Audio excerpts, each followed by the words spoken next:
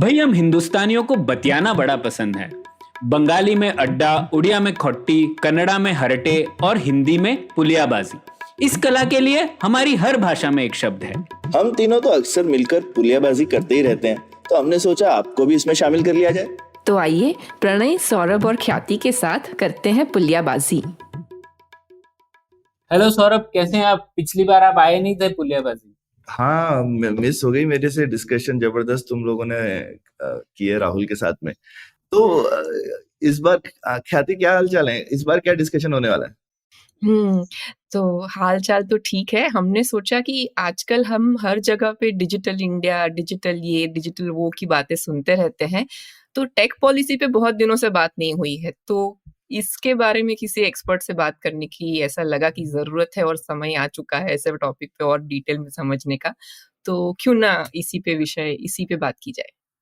हाँ, बिल्कुल बिल्कुल। और मुझे ये भी लगता है, जैसे मैंने पहले भी कहा है, कि कभी कभी मुझे ऐसा लगता है कि केंद्र सरकार में एमएटी जो है वो शायद डिफेंस और फाइनेंस के बाद सबसे इम्पोर्टेंट मिनिस्ट्री हो गई है, क्योंकि वो जिस तरीके के डिसीजन ले रहे हैं वो शायद भारत के अगले 1 दशक 2-3 दशक पर उसका असर पड़ने वाला है। लेकिन आम तौर पर उस मिनिस्ट्री को इतना इम्पोर्टेंट नहीं माना जाता, लेकिन टेक्नोलॉजी पॉलिसी और जिस तरीके से वो हर चीज पर उनका वो जो करेंगे वो भारत की दिशा को निर्धारित करेगा ना। जैसे सेमीकंडक्टर से लेके तो डिजिटल कंपटीशन तक, और डेटा प्रोटेक्शन से लेके तो ये डीपीआई वगैरह तक, तो हर चीज में मीठी इन्वॉल्व है। तो इस चीज को समझने की बहुत जरूरत है कि जो टेक्नोलॉजी नीति है वो किस तरीके से शेप हो रही है, और इसके क्या ट्रेंड्स हैं, क्या रुझान है, और भविष्य में कैसे जाएगी। तो इसी के लिए हमारे पास आज बहुत एक परफेक्ट गेस्ट है। हमारे साथ आज जुड़ रहे हैं निखिल पाहवा। निखिल मीडिया नामा के संस्थापक है। मीडिया नामा, जैसे काफी लोगों ने पढ़ा होगा, मीडिया नामा वेबसाइट पर वो टेक्नोलॉजी पॉलिसी से जुड़ी हुई कई चीजों पर सूचना और विश्लेषण का एक बहुत ही जबरदस्त सोर्स है। तो निखिल, बहुत बहुत स्वागत है आपका पुलियाबाजी। थैंक्स मैम, पुलियाबाजी में मुझे इनवाइट करने के लिए थैंक यू। मैं काफ़ी एक्साइटेड हूँ क्योंकि मैं सीखता हूँ डिस्कशंस करके, बात करके, क्वेश्चंस सुन के, और मैं हमेशा अपॉर्चुनिटी ढूंढता हूँ जहाँ मुझे और सोचने का मौका मिले। So thank you for having me. तो एकदम शुरुआत से शुरू करते हैं निखिल। जैसे टेक्नोलॉजी नीति हम लोग अक्सर अभी इसके बारे में बात करते हैं, तो आपको क्या लगता है कि सरकार जब ये टेक्नोलॉजी नीति के बारे में सोचती है तो क्या ब्रॉड ट्रेंड्स हैं, क्या रुझान है सरकार के, किस तरीके से उसको अप्रोच किया जाता है? और फिर हम लोग ये भी बात कर सकते हैं कि किस तरीके से किया जाना चाहिए। लेकिन आपने क्योंकि 10-15 साल से टेक्नोलॉजी रेजिम भारत में जो है उसको ट्रैक किया है, तो आप किस तरीके से सोचते हैं, सरकार के क्या इंस्टिंक्ट्स होते हैं, किस तरीके की चीजें आपको लगती हैं टेक्नोलॉजी पॉलिसी में आ रही? देखिए, जहाँ तक टेक्नोलॉजी नीति की बात है, मेरे दिमाग में ना दो अलग अलग दौर हैं। एक है प्री मोदी और दूसरा है मोदी का उनका जो रेजीम है। तो 2013 में मैं गुजरात गया था एक ई गवर्नेंस कॉन्फ्रेंस में, और वहां भी जब वो गुजरात के चीफ मिनिस्टर थे, 2013 की बात है शायद, उन्होंने बहुत एम्फसाइज करा था डिजिटल का। और जैसे ही गवर्नमेंट फॉर्म हुई तो हमें देखने लग गया कि डिजिटल की क्या अहमियत है उनकी गवर्नमेंट में। और उन्होंने बहुत पुश मारा है। मतलब डिजिटल इंडिया का जो स्लोगन है उसका, चाहे इतना गवर्नमेंट की तरफ से उसको इतना फायदा हुआ हो या नहीं हुआ हो, इतना तो दिखता है कि उस नैरेटिव ने, उस स्लोगन ने, उस सोच ने कि डिजिटल एक इंफ्रास्ट्रक्चर है देश का, और उससे इंडिया का पूरा इंटरनेट बदल चुका है। आप देखें, और दूसरा यह है कि पहले मुझे याद है कि बार बार अपील करते थे गवर्नमेंट को कि डिजिटल को आप लाइए, और उसके साथ कांग्रेस ने आधार वगैरह पे काम करना शुरू किया था। और अब क्या है कि डिजिटल फ्रंट एंड सेंटर है हर जगह। गवर्नमेंट मिनिस्ट्रीज को मैंडेट मिलता है कि हर चीज में डिजिटल। कुछ साल पहले हमें दिखता था कि हर डिपार्टमेंट ने अपना ऐप निकाल लिया है, क्योंकि उनको, ब्यूरोक्रेट्स को भी प्रेशर बनता था कि हमें दिखाना है कि हम डिजिटल में कुछ कर रहे हैं। तो उस टाइम पे तो सिर्फ डिजिटल हमें दिखता था कि वो, मतलब इंडिया का है, इंडिया में इम्पोर्टेंट है, पर अब क्या हो रहा है कि जियोपॉलिटिकल लेवल पे देशों के बीच जो बातचीत हो रही है उसमें डिजिटल सेंटर स्टेज है। अब जीडीपीआर के बाद देखिए ईयू में जो एआई एक्ट अब आया है, डिजिटल सर्विसेज एक्ट है, तो इंटरनेट जो पहले एक ग्लोबल स्पेस था जहाँ पे कोई भी आके कुछ भी बना सकता था, अब क्योंकि डिजिटल इतना इम्पोर्टेंट हो गया है, मतलब आप ये देखिए ना, इन भारत में आज के दिन में 850 से 900 के मिलियन के आसपास इंटरनेट कनेक्शंस हैं। मैं जोक करता था कि इंडिया की बिगेस्ट मीडिया कंपनी व्हाट्सएप है, क्योंकि व्हाट्सएप पे जितना वीडियो देखा जाता है वो किसी और प्लेटफॉर्म पे नहीं देखा जाता, राइट? और तो आप देखो कि हमारे देश में कितने लोगों के पास उनका पहला एक्सपोजर मीडिया का मोबाइल फोन पे हुआ है। जहां टीवी नहीं है वहां पर फोन है। तो और इसका इम्पैक्ट पॉलिटिक्स पे हो रहा है, इसका इम्पैक्ट इकोनॉमी पे हो रहा है, इसका इम्पैक्ट देशों के बीच में जो रिलेशंस हैं उस पे हो रहा है।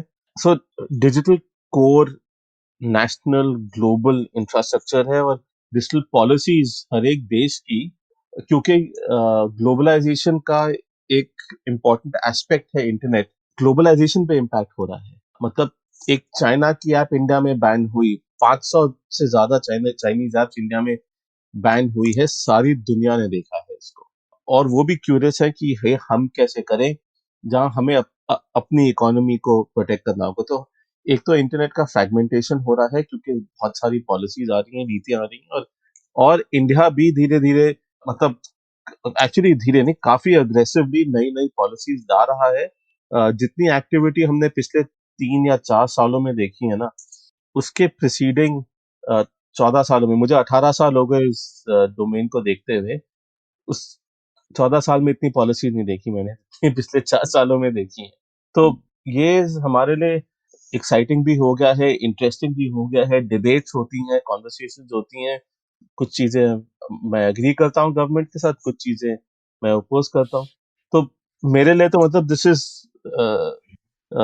दुनिया बदल गई है in the last 4 to 5 years की, इतना इतना हुआ है हमारे लिए, इतना हमें रिपोर्ट करने के लिए मिला। तो ये निखिल, आपको लगता है कि ये एक ना वे गवर्नमेंट रिस्पॉन्ड कर रही है क्योंकि दुनिया ही इतनी डिजिटल है, तो आपको जरूरत है इस टाइप की चीजों की? व्हाट्सएप जो एक तरीके का इंडिया का व्हाट्सएप मोमेंट है, आई मीन जियो आया, व्हाट्सएप आया वगैरह, तो वो तो आ गया, तो अब गवर्नमेंट को इसको रिस्पॉन्ड करने की जरूरत ही है। तो बट ये आपको लगता है कि गवर्नमेंट इज द इनिशिएटर? हाँ, नहीं, इन चीजों में गवर्नमेंट को देखिए, एक चीज जो 3-4 मीटिंग्स में मुझे याद है अर्ली ऑन, 5 साल पहले जो मैं गया था, उसमें ब्यूरोक्रेट्स ने बोला है कि डेटा जो है वो हमारा नेशनल एसेट है।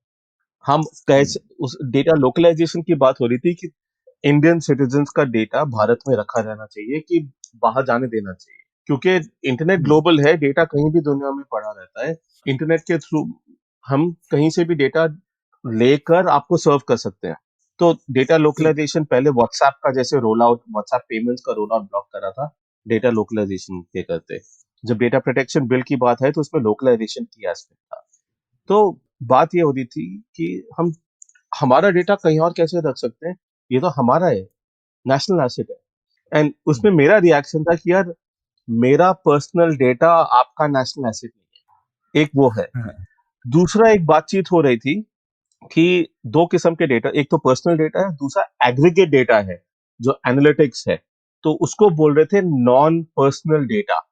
तो एक बीच में बातचीत चल रही थी, गवर्नमेंट ने कमेटी भी खड़ी करी थी कि ये नॉन पर्सनल डेटा को उठा के हम जैसे उबर से ट्रैफिक का डेटा लेकर हम नमा यात्री को क्यों नहीं दे सकते। तो एंड उसमें फिर वो थोड़ा कॉपीराइट, इंटेलेक्चुअल प्रॉपर्टी राइट्स की बातचीत होने लग जाती है। तो उनका ये था कि अगर हमारे सिटीजन्स का डेटा है, उनका जहां तक वो पर्सनल है, वो उस पे डेटा प्रोटेक्शन या प्रिवेसी आती है। जहां पे एग्रीगेट है, ये तो देश की धरोहर है, ये तो कोई भी ले सकता है। मतलब देश डिसाइड करेगा वो डेटा कौन यूज करेगा, कहाँ जाएगा। तो इसमें अलग अलग किस्म का डेटा है, जैसे अमेजोन से शॉपिंग का डेटा ले सकते हैं, या फिर जोमेटो से देश की फूड हैबिट्स क्या हैं वो ले सकते हैं। तो ये क्यों नहीं ले सकते वाज द क्वेश्चन। तो ये जो कॉन्वर्सेशन है ना, एकदम से डिजिटल की एक खासियत है कि एकदम से एक नया एंगल आ जाता है, हम्म एक नई सोच आ जाती है। बट जहां तक हमें दिखता है ना, गवर्नमेंट के लिए कोर थिंकिंग ये है कि data is the new oil. तो अगर, एंड मैं इससे डिसएग्री करता हूँ, एक और थ्योरी है कि डेटा न्यूक्लियर वेस्ट की तरह है, कि आप जितना कलेक्ट करेंगे उतना टॉक्सिक होता है और उतना उतनी दिक्कत हो सकती है आपको, उतना अगर वो डेटा लीक हो जाएगा तो तो किसी की जिंदगी बर्बाद हो सकती है। और अगर आपको याद है, पहले गवर्नमेंट वेबसाइट आधार का डेटा छाप रही थी वेबसाइट पे, बायोमेट्रिक नहीं पर आधार नंबर, मदर्स नेम, इतनी एक्सेल चीज भरी हुई थी। आज के दिन में इस देश में जितने डिजिटल फ्रॉड्स हो रहे हैं ना, चाहे वो यूपीआई के हो या एईपीएस के हो, ये क्यों हो रहा है? क्योंकि पर्सनल डेटा फैला हुआ है। हम्म क्यों? क्योंकि शुरू में गवर्नमेंट ने लीक करा था, उसके बाद जिस तरह से कुछ रोल आउट हुए थे, प्रिवेसी वगैरह के बारे में तो उन्होंने ज्यादा सोचा नहीं। तो पर मोटा मोटा ये है कि अगर अगर डेटा, आप समझे कि डेटा ऑयल है, तो आप क्या करोगे उसके साथ? आप जितना ज्यादा डेटा बना सकते हो, क्योंकि आपको लग रहा है कि ऑयल है, तो हम तो प्रोड्यूस करेंगे ज्यादा क्योंकि हम उससे बेनिफिट कर सकते हैं। दूसरा, आप उसको प्रोटेक्ट करेंगे, मतलब कि फॉरेनर्स आके आपका डेटा नहीं यूज कर सकते। हम्म, और तीसरा, आप उसको कंट्रोल करेंगे कि कौन डेटा एक्सेस कर सकता है, कौन नहीं कर सकता, कहाँ जा सकता है, कहाँ नहीं नहीं जा सकता, क्योंकि आपकी वो फ्लॉड थिंकिंग है कि डेटा ऑयल है, hmm. It's a non fungible asset. Government शायद इनसे भी कंफ्यूज हो जाती है, जैसे डेटा माइनिंग वर्ड होता है ना, तो उनको लगता होगा ये तो खदान है, तो जैसे खदान हाँ, पे तो सबसे ज्यादा रेगुलेशन होते हैं, तो अब भाई ये जो और माइनिंग से जो प्रोड्यूस निकलता है उसको तो हम नेशनलाइज भी कर लेते हैं और सब कुछ कर लेते हैं, तो भाई डेटा माइनिंग वर्ड जो है, थोड़ा सा जिसने भी बनाया उसने सोचा नहीं कि इसमें ब्यूरोक्रेट का एंगल कैसा निकलने वाला है इस वर्ड से। हाँ, तो ये इससे एक्चुअली, बट इससे ना थोड़ा गवर्नमेंट की फिलॉसफी समझ आती है कि हम्म, उनको इंटरनेट पे कंट्रोल रखना है। मैंने शुरुआत करी थी बात करते करते कि ऐसे लोग हैं अब जिनके पास और कोई मीडियम नहीं है, सिर्फ उनका सारा मीडिया मोबाइल फोन से आता है। हम्म तो इसलिए आप ये भी रेगुलेशंस देख रहे हैं कि कौन सा कंटेंट देख सकते हैं, कौन सा नहीं देख सकते। एक मैं सिंपल सा उदाहरण दूंगा, आप ओटीटी स्ट्रीमिंग देख लीजिए, नेटफ्लिक्स वगैरह वगैरह। अब ये जो सर्विसेज है, नेटफ्लिक्स, हॉटस्टार, amazon प्राइम, जो भी है, ये प्राइवेट व्यूइंग है। ये हम अपने बेडरूम में देखते हैं, हम अपनी डिवाइसेस पे देखते हैं, ये पब्लिक ब्रॉडकास्ट नहीं है। पर फिर भी पिछले साल मिनिस्ट्री ऑफ हेल्थ की एक सर्टिफिकेशन, एक नोटिस आया कि इस पे आपको शुरुआत में 10 सेकंड का एंटी स्मोकिंग ऐड डालना होगा, बीच में कुछ सेकंड का एंटी स्मोकिंग ऐड डालना होगा। इसमें रेगुलेशंस ये भी आई हैं, अभी बात कर रहे हैं कि ऑब्ससेनिटी नहीं होना चाहिए। अब सेम गवर्नमेंट के जो रिप्रेजेंटेटिव थे, एक केस था सुप्रीम कोर्ट में, कमलेश वासवानी का, मैं बैठा हुआ था उधर, और उन्होंने, गवर्नमेंट ऑफ इंडिया ने आर्ग्यू करा था कि वो पोर्नोग्राफी को बैन नहीं करना चाहते, क्योंकि वो लोग अपने बेडरूम की प्राइवेसी में देख रहे होते हैं। हम्म अब मेरा प्रश्न ये है कि फंडामेंटली ऑनलाइन स्ट्रीमिंग और पोर्नोग्राफी में फर्क क्या है? सिर्फ कंटेंट का फर्क है, हम्म बट उसके अलावा वो तो प्राइवेट व्यूइंग है, जिसको देखना है वो पुल करके देख रहा है। सो आप टेलीविजन या सिनेमा की रेगुलेशन ऑनलाइन स्ट्रीमिंग में रैशनली आप कैसे लगा सकते हैं, वो मुझे समझ नहीं आता। पर क्योंकि उस टाइम पे ना एक काफी बड़ी कंट्रोवर्सी हुई थी तांडव के बारे में, और कोर्ट काफी गुस्सा हो गए थे, जिस तरीके का कंटेंट तांडव में कोई डायलॉग थे उसको लेकर। तो उसके बाद स्ट्रीमिंग सर्विसेज ने डिसाइड करा कि हम इसको फाइट नहीं करेंगे। हम्म तो अभी तक वो रेगुलेशंस लागू हैं, ब्रॉडकास्ट बिल में और रेगुलेशंस आ रही हैं। और जहां पे मैं कहूंगा कि रेगुलेशन का कोई स्कोप ही नहीं था, क्योंकि वो प्राइवेट व्यूइंग है, अब पूरा रेगुलेटरी स्ट्रक्चर खड़ा हो चुका है, इवन दो मेरे हिसाब से वो स्ट्रक्चर इलीगल है। तो मतलब हमें क्या दिख रहा है ना, कंट्रोल मैकेनिज्म्स हर जगह बढ़ रहे हैं, क्योंकि हर चीज में डिजिटल का इम्पैक्ट है, हर चीज डिजिटल हो चुकी है। आप आप फ्री स्पीच ले ले, आप डीप फेक्स ले लें, आप पेमेंट्स ले लो, ई कॉमर्स ले लो, एंड कहीं पे ये कंट्रोल्स जायज भी हैं, ऐसा नहीं बोला बोला कि जरूरत नहीं है। जैसे कि अगर कोई e commerce platform counterfeit products, नकली प्रोडक्ट है, उनको अगर कंट्रोल नहीं करेगा, तो उसमें उनकी रिस्पॉन्सिबिलिटी है, पर लीगली उनकी अकाउंटेबिलिटी नहीं है। मतलब अगर जैसे आप कोई सेलर नकली प्रोडक्ट बेच रहा है, तो एक प्रोविजन है लॉ में सेफ हार्बर करके कि वो सिर्फ मार्केट प्लेस है। अगर कोई अपनी दुकान खड़ी करता है उसमें कुछ गलत बेचता है, तो उसमें मार्केट प्लेस का की क्या रिस्पॉन्सिबिलिटी है। पर अगर हम Amazon या फ्लिपकार्ट के पास जाते हैं तो हम उनसे इसीलिए खरीदते हैं क्योंकि हम उन्हें ट्रस्ट करते हैं। हम्म हम किसी सेलर से इसलिए नहीं खरीदते क्योंकि वो हम उस सेलर को ट्रस्ट करते हैं। हम उस सेलर से इसलिए खरीदते हैं क्योंकि वो सेलर Amazon या फ्लिपकार्ट पे है। तो फंडामेंटली एक गैप बन जाता है between the responsibility of a platform और and accountability of a platform, और वो गैप अब धीरे धीरे लॉज क्लोज कर रहे हैं। उसी तरह आप ये फिलॉसफी आप किसी भी प्लेटफॉर्म पे लगा दीजिए, आपको प्लेटफॉर्म रेगुलेशन बढ़ते हुए दिख रहे हैं। सोशल मीडिया प्लेटफॉर्म के रेगुलेशंस बढ़ रहे हैं, ई कॉमर्स के बढ़ रहे हैं, पेमेंट प्लेटफॉर्म्स, पेमेंट एग्रीगेटर के प्लेटफॉर्म की रिस्पॉन्सिबिलिटी बढ़ी, उनको लाइसेंस में ले आए हैं। क्यों? पर पहले से तो वो सिर्फ एक एक एक प्लेटफॉर्म, टेक्नोलॉजी प्लेटफॉर्म है जो एक बैंक से दूसरे बैंक को कनेक्ट कर रहा है। एक बैंक से पेमेंट जाती है, दूसरे बैंक के पास पेमेंट आती है। तो पूरा सिस्टम कंट्रोल में तो है, पर रेगुलेशन में कंट्रोल बहुत ज्यादा आ रहा है अब, और मुझे लगता है ये बढ़ते रहेगा। तो निखिल, इसमें इसमें थोड़ा सा सिटीजन के एंगल से भी थोड़ा बताइए ना कि हमारे ऊपर उससे मतलब काफी सारे फायदे भी हुए हैं लोगों को, काफी चीजें सिंपल हो गई है पहले की कंपैरिजन में, मार्केट प्लेस ऑनलाइन बढ़ा है, ऑनलाइन हर प्रकार की चीजें बढ़ चुकी है, राइट? तो कुछ फायदा भी हुआ है पर कुछ नुकसान भी है, अभी भी थोड़ा सा फ्रॉड वगैरह चल रहा है। तो इसमें इसमें सिटीजन के पॉइंट ऑफ व्यू से इस चीज को कैसे देखा जाए? देखिए, जैसे कि मैं एक बार अपनी टीम के साथ एक कॉन्फ्रेंस के लिए गया था थाईलैंड। वहां पे हमने एयरबीएनबी बुक करा था। हम वहां पहुंचे, वो पूरा ऑटोमेटेड सिस्टम था। रात के 12 बजे पहुंचे, पता नहीं लगा कि कहाँ से किसको कांटेक्ट करें। चाबी नहीं मिल रही थी, जगह उसने गलत दी थी जो हमें दी थी, हम फंस गए, कहीं और जाके रहना पड़ा इवेंचुअली। इसमें एयरबीएनबी की क्या रिस्पॉन्सिबिलिटी है? वो तो एक सेलर है, उसको हमें कनेक्ट कर रहे हैं। तो देखिए, मार्केट प्लेसेस हिस्टोरिकली जो है ना, वो इसलिए ग्रो करी हैं क्योंकि उनके पास कंप्लायंस का कॉस्ट नहीं है उनको। जैसे कि अगर आप, सबसे पहला मेजर इंसिडेंट जो इंडिया में हुआ था वो उबर में जो रेप केस हुआ था उसका हुआ था। हम्म तो उसमें टेक्निकली अगर आप सोचे, उबर की रिस्पॉन्सिबिलिटी उबर कह सकता है कि हमारी तो थी नहीं, क्योंकि जो ड्राइवर है वो एंटरप्रेन्योर है, जिस तरह से ये बोलते हैं, क्योंकि लेबर लॉ की रेगुलेशंस को बाईपास करने की कोशिश करते हैं कि कोई भी गाड़ी चला रहा है हमारे यहाँ ड्राइवर बन सकता है, और आपकी जिम्मेदारी है कि आप लो कि नहीं। तो यूजर के पर्सपेक्टिव से रेगुलेशन हमें सेफ्टी और सिक्योरिटी प्रोवाइड करती है। हमें एक ग्रीवेंस रिडक्शन का मैकेनिज्म देती हैं। हमें थोड़ा सा वो, क्योंकि नहीं तो हम प्लेटफॉर्म्स के भरोसे हैं। अगर प्लेटफॉर्म्स कार्टेलाइज कर लें कि बोले कि अच्छा ये चीज हम सब मिलके नहीं करेंगे, तो सिटीजन के पास और कोई ऑप्शन तो होता नहीं है। और प्लेटफॉर्म्स, ऑनलाइन प्लेटफॉर्म्स इस तरह से ग्रो करते हैं कि वो सालों साल लॉस लेते रहते हैं, क्योंकि वो बाकी लोकल कंपटीशन को किल कर देते हैं। तो इंटरनेट का जो मार्केट है ना, एक विनर टेक्स ऑल मार्केट बोलते हैं उसको, हम्म और उसके बाद आप विनर के भरोसे हो जाते हो। ज्यादातर एक या दो होते हैं।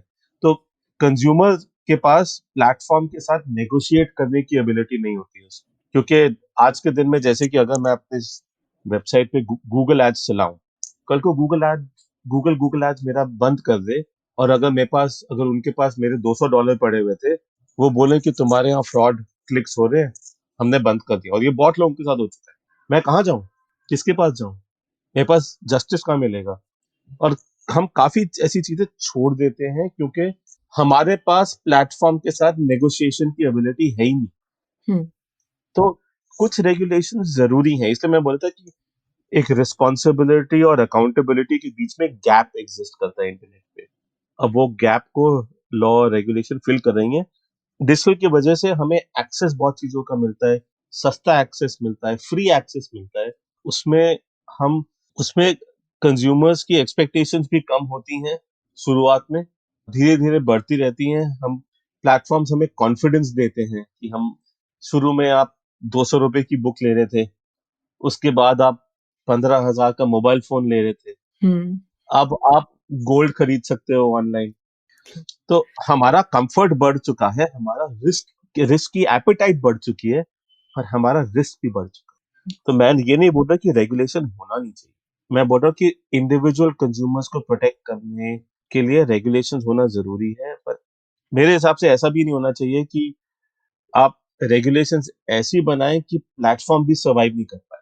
और हम्म, कुछ हिसाब से ऐसी कुछ रेगुलेशंस की बातें भी हो रही हैं जिसको कोई प्लेटफॉर्म सर्वाइव नहीं कर पाएगा। जैसे कि अगर यूट्यूब पे इलीगल कंटेंट है, कॉपीराइट वायलेशन हो रही है, जैसे किसी ने गाना डाल दिया किसी और म्यूजिक लेबल का, अब उसमें अगर आप यूट्यूब की लाइबिलिटी डाल दें, या जैसे ई कॉमर्स में बात हो रही है एक चीज की फॉल बैक लाइबिलिटी, या किसी ने नकली प्रोडक्ट बेच दिया तो वो ई कॉमर्स प्लेटफॉर्म की लाइबिलिटी हो जाएगी। हम्म, तो उस सिचुएशन में प्लेटफॉर्म तो स्केल कर ही नहीं सकता ना।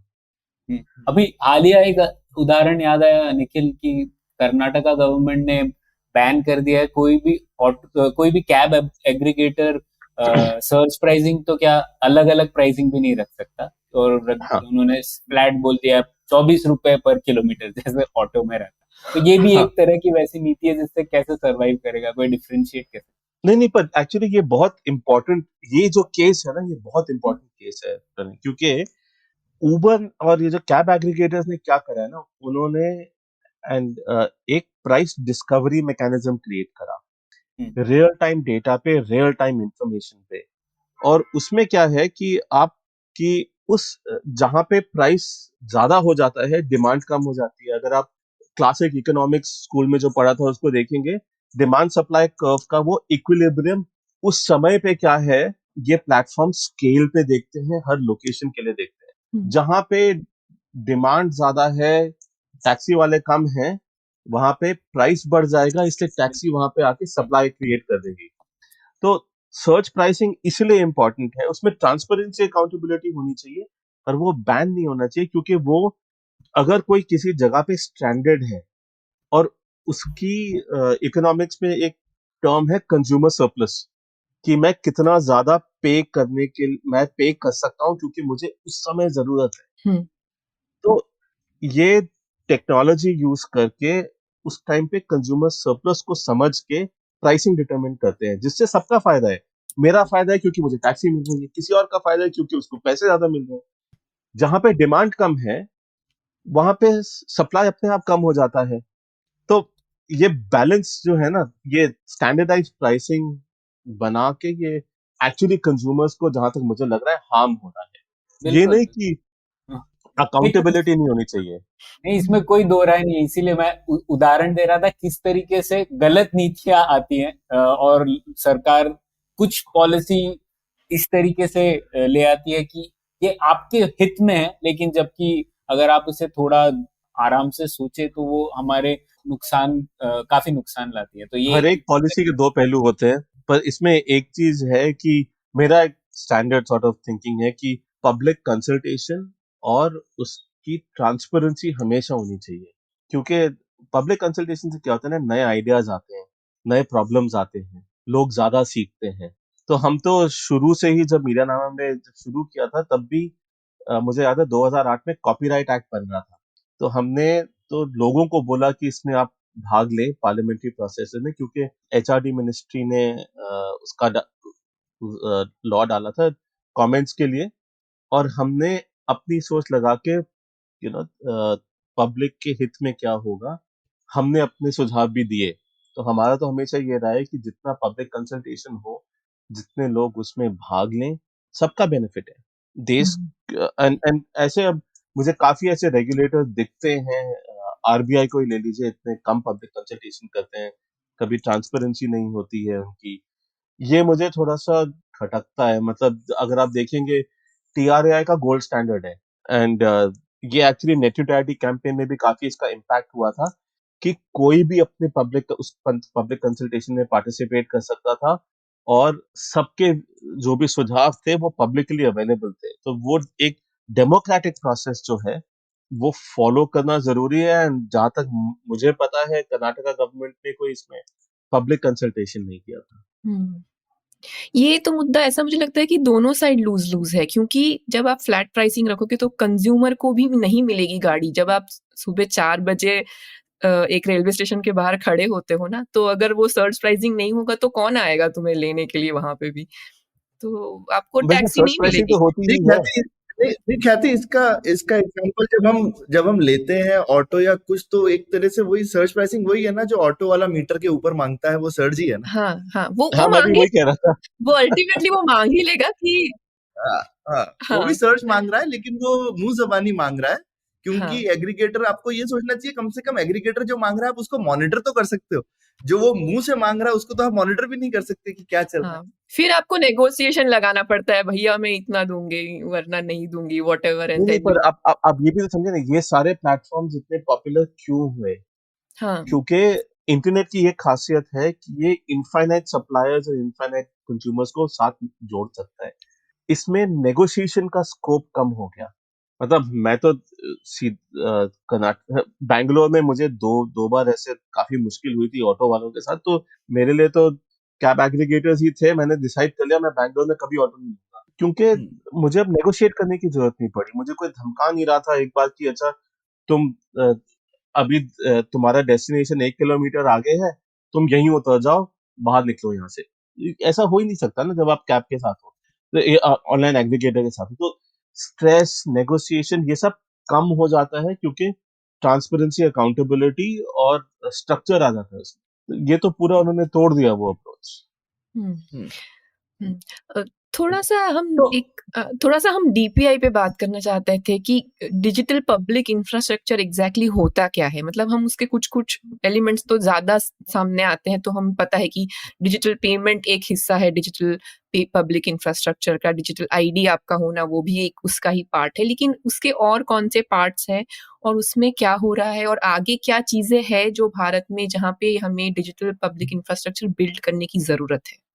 तो ख्याति, निखिल, इससे पहले कि आप डिजिटल पब्लिक इंफ्रास्ट्रक्चर पे आए, और क्योंकि ये बहुत महत्वपूर्ण सवाल है तो इस पे तो हम बात करेंगे, लेकिन वो पिछली वाली चीज थोड़ा मैं क्लोज करना चाहता हूँ। आपने बताया किस तरीके से सरकार अप्रोच करती है टेक्नोलॉजी नीति को, लेकिन आप जब विश्लेषण करते हैं या मीडिया नामा विश्लेषण करता है, तो क्या मापदंड या क्या पैरामीटर्स लेते हैं जिससे कि आप किसी भी नीति को एनालाइज कर सके? क्योंकि जैसा आप कह रहे थे, आए दिन एक नीति आ जाती है, तो ऐसे कुछ मापदंड होंगे जिसके ऊपर आप एनालाइज करते हो। जैसे आप जब बात कर रहे थे, मुझे ध्यान में आया, आपने कंपटीशन की बात कही, प्लेटफॉर्म रेगुलेशन की बात कही, प्रिवेसी की बात कही। ये कुछ ऐसे शायद मापदंड हैं जो आप हमेशा ध्यान रखते होंगे कोई जब नई नीति आती है। तो कुछ और हैं ये जो आप हमेशा ध्यान रखते हैं, या कुछ ऐसा सेट है जिससे आप अप्रोच करते हैं? क्योंकि नहीं तो जैसे आपने कहा, हर नीति के दो पहलू हैं, और कोई लोग एक पहलू ही लोगों को बताना चाहते हैं, कुछ दूसरा पहलू। तो आपका क्या अप्रोच है, ये हमारे लिए जानना बहुत अच्छा रहेगा। देखिए, मेरा एंड हमारा अप्रोच थोड़ा मेरे पर्सनल अप्रोच से जुड़ के है, क्योंकि मैं संपादक हूँ। तो मेरा अप्रोच ये है कि ज्यादातर हमारे, अगर आप देखें किसी भी पॉलिसी का ना, 3 जगह इम्पैक्ट होता है। एक होता है गवर्नमेंट पे, एक होता है कंज्यूमर पे, तीसरा होता है बिजनेस पे। गवर्नमेंट बिजनेस को नहीं समझती, बिजनेस गवर्नमेंट को नहीं समझते, कंज्यूमर को नहीं समझता, गवर्नमेंट कंज्यूमर को कभी समझ नहीं, कंज्यूमर को भी दोनों, बाकी दो ठीक से समझ नहीं आते। तो हमारा काम क्या है कि हम हर एंगल से देखते हैं। स्पेशली जो बिजनेस का जो एंगल है, टेक्नोलॉजी बिजनेस का जो एंगल है, वो बहुत कम लोग समझते हैं। वो सिर्फ बिजनेस समझते हैं, और काफी बार एसोसिएशंस होती है वगैरह जो सिर्फ बिजनेस का अप्रोच लेते हैं, पर वो कंज्यूमर्स को नहीं समझते। तो हमारा अप्रोच ये रहता है कि हम सबसे पहले तो कंज्यूमर स्टैंड पॉइंट से देखें कि कंज्यूमर को इम्पैक्ट क्या होगा, उनकी लाइफ में क्या इम्पैक्ट होगा उनको। एंड वो प्रिवेसी हो सकता है, वो सिक्योरिटी हो सकता है, वो ग्रीवेंस रिड्रेसल हो सकता है कि अगर कुछ खराब हो जाए तब क्या हो। एक हमारी जो ऑपरेटिंग फिलॉसफी है कि हमें चाहिए एक इंटरनेट जो है ओपन, जिसमें कोई भी भाग ले सकता है, फेयर, जिसमें किसी का नुकसान नहीं हो रहा है, ग्लोबल, जिसमें दुनिया में कोई भी पार्टिसिपेट कर सकता है हमारे यहाँ, और हमारे यहाँ से कोई भी ग्लोबली पार्टिसिपेट कर सकता है, और competitive, जिसमें बिजनेसेस के बीच में कंपटीशन हो कंज्यूमर के लिए, जिससे सबसे ज्यादा फायदा कंज्यूमर को होगा। तो ये जो हम इस फिलॉसफी के साथ हर चीज को देखते हैं। उसमें आप वेदर प्रिवेसी ले लो, आप डेटा प्रोटेक्शन ले लो, आप नॉन पर्सनल डेटा जिसकी बात मैंने करी थी उसको ले लो।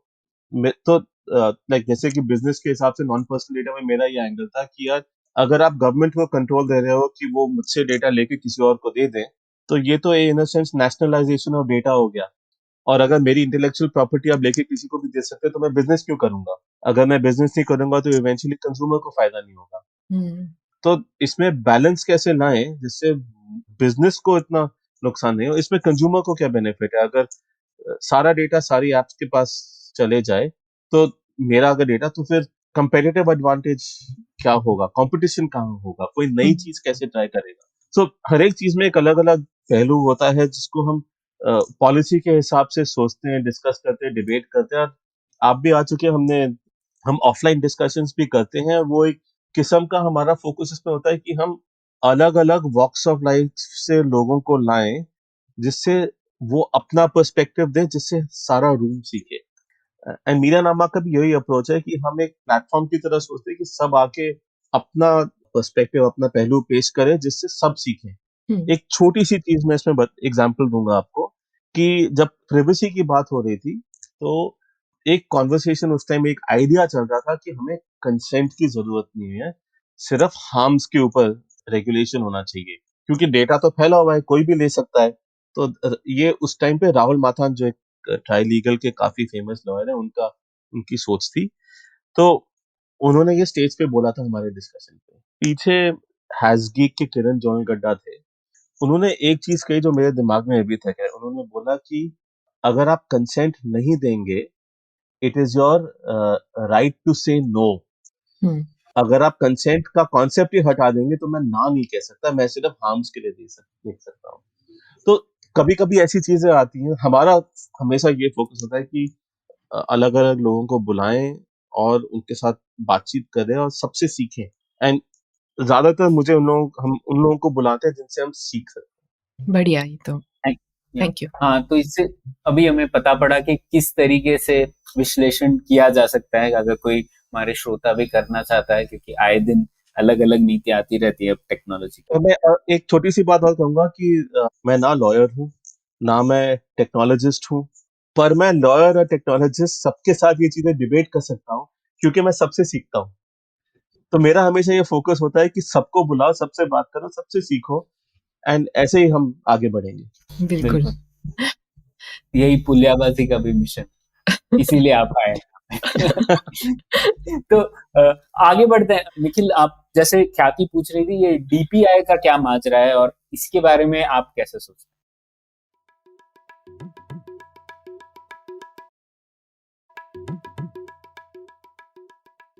देखिए, जो G20 की डीपीआई की जो डेफिनेशन है वो पढ़ने लायक है, क्योंकि अगर आप वो डेफिनेशन पढ़ेंगे तो उसके हिसाब से व्हाट्सएप भी एक डीपीआई है। तो इतना ब्रॉड करा है कि हर कुछ डिजिटल पब्लिक इंफ्रास्ट्रक्चर, जो चीज डिजिटल है, जो पब्लिक यूज कर सकती है और बहुत सारे लोग कोई भी यूज करते हैं, वो इंफ्रास्ट्रक्चर है, कोई प्लेटफॉर्म है, टूल है वगैरह, उसको डीपीआई कहा गया है। ये G20 की फ्लॉड डेफिनेशन है डीपीआई की, जिसमें सब कुछ डीपीआई बन सकता है। भारत में जो डीपीआई का जो असल में जो कॉन्सेप्ट है वो है कि शुरू हुआ डिजिटाइजेशन ऑफ आइडेंटिटी के साथ, कि आधार के साथ। पर आधार की ये खासियत है कि वो मेरे हिसाब से तो आइडेंटिटी प्रूफ भी नहीं है, क्योंकि कितने लोगों के आधार बने पुराने आईडी प्रूफ के बेसिस पे। और अगर आपको याद होगा, दिबाइन मुखर्जी एक पत्रकार, एक जर्नलिस्ट थे CNN IBN के, जिन्होंने एक नकली ड्राइवर्स लाइसेंस बनवा के ये दिखाया कि नकली आधार भी बन सकता है किसी और के नाम पे। तो आधार उस हिसाब से, क्योंकि उसमें कोई चेक्स नहीं है, वो प्रूफ ऑफ आइडेंटिटी नहीं है। CA NRC प्रोटेस्ट के टाइम पे, या जब उस CA का बिल आया था, तब होम मिनिस्टर ने ये भी कहा था कि वो आधार प्रूफ ऑफ सिटीजनशिप नहीं है। उसी तरह से, क्योंकि आगे आईडी प्रूफ में आपका एड्रेस कोई भी नकली आईडी प्रूफ से भी बनवा सकता था, तो इसलिए वो प्रूफ ऑफ एड्रेस भी नहीं है। तो हम मजाक करते थे कि Aadhaar is a solution looking for a problem, कि वो एग्जैक्टली है क्या, प्रूफ किस चीज का है। जहां तक हमें पता है वो एक चीज का प्रूफ है कि ये नंबर इस फिंगरप्रिंट के साथ कोऑर्डिनेट करता है कि नहीं, बस। बाकी सब बनावटी हो सकता है उसमें।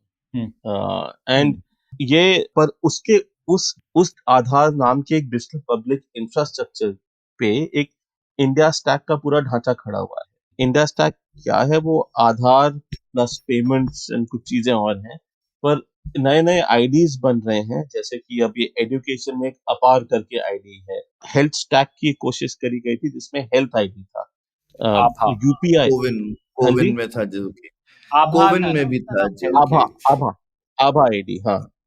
साथ साथ में यूपीआई जो है उसको भी डिजिटल पब्लिक इंफ्रास्ट्रक्चर माना जाता है। वो एक प्राइवेट नॉन प्रॉफिट कंपनी है, in NPCI, national payments corporation of India, जिसने यूपीआई को चालू किया है। उसी तरह से एक और डिजिटल पब्लिक इंफ्रास्ट्रक्चर बनाया गया है called ONDC, open network for digital commerce, जो भी एक प्राइवेट नॉन प्रॉफिट कंपनी है। साथ साथ में डिजी यात्रा को भी डिजिटल पब्लिक इंफ्रास्ट्रक्चर माना जाता है। डिजी यात्रा एक प्राइवेट कंपनी है जिसका नाम है डिजी यात्रा फाउंडेशन। एक शब्द जो मैं बार बार बोले जा रहा हूँ वो है कि ये सब प्राइवेट है, हम्म और ये जरूरी है क्योंकि एनपीसीआई जो है उन पे किसी ने आरटीआई डाला था, और वो सीआईसी के लेवल तक गए और उन्होंने आर्ग्यू करा और जीते, ये कहकर कि हम प्राइवेट है इसलिए हम आरटीआई के तहत नहीं है। तो ये डिजाइन है डिजिटल पब्लिक इंफ्रास्ट्रक्चर का हमारे देश में कि वहां पे कोई अकाउंटेबिलिटी नहीं है। जैसे कि जब हमने मिनिस्ट्री ऑफ सिविल एविएशन के साथ एक आरटीआई डाला था कि कितने डिजी यात्रा अकाउंट बन चुके हैं, उन्होंने हमें ये इंफॉर्मेशन देने से मना कर दिया, कह के कि ये डिजी यात्रा फाउंडेशन का प्रोजेक्ट है और वो प्राइवेट कंपनी है इसलिए उनके पास ये इंफॉर्मेशन नहीं है। तो होता क्या है ना, ये डिजिटल पब्लिक इंफ्रास्ट्रक्चर में जो मैं सबसे ये बात पूछता हूँ कि यार ये इसमें जो शब्द है पब्लिक, उसका मतलब क्या है? क्योंकि ये तो सारी प्राइवेट कंपनियां हैं, तो इसमें पब्लिक कहाँ आ गया? तो कोई बोलते हैं कि ये इसलिए पब्लिक है क्योंकि ये पब्लिक इंटरेस्ट में है। तो अगर पब्लिक इंटरेस्ट में है तो बहुत सारी चीजें पब्लिक इंटरेस्ट में है। हम एक पत्रकार है, हम हमारा काम भी पब्लिक इंटरेस्ट में होता है। तो और हम वेबसाइट है तो हम भी क्या डीपीआई हैं। फिर किसी ने बोला कि पब्लिक का मतलब है कि ये पब्लिकली अवेलेबल है। तो इसमें तो इतने सारे प्रोजेक्ट्स पब्लिकली अवेलेबल है। तो ये जो G20 की जो डेफिनेशन आई थी ना डिजिटल पब्लिक इंफ्रास्ट्रक्चर की, ये इसलिए आई थी मेरे हिसाब से क्योंकि किसी को समझ नहीं थी कि डिजिटल पब्लिक इंफ्रास्ट्रक्चर में पब्लिक क्या है।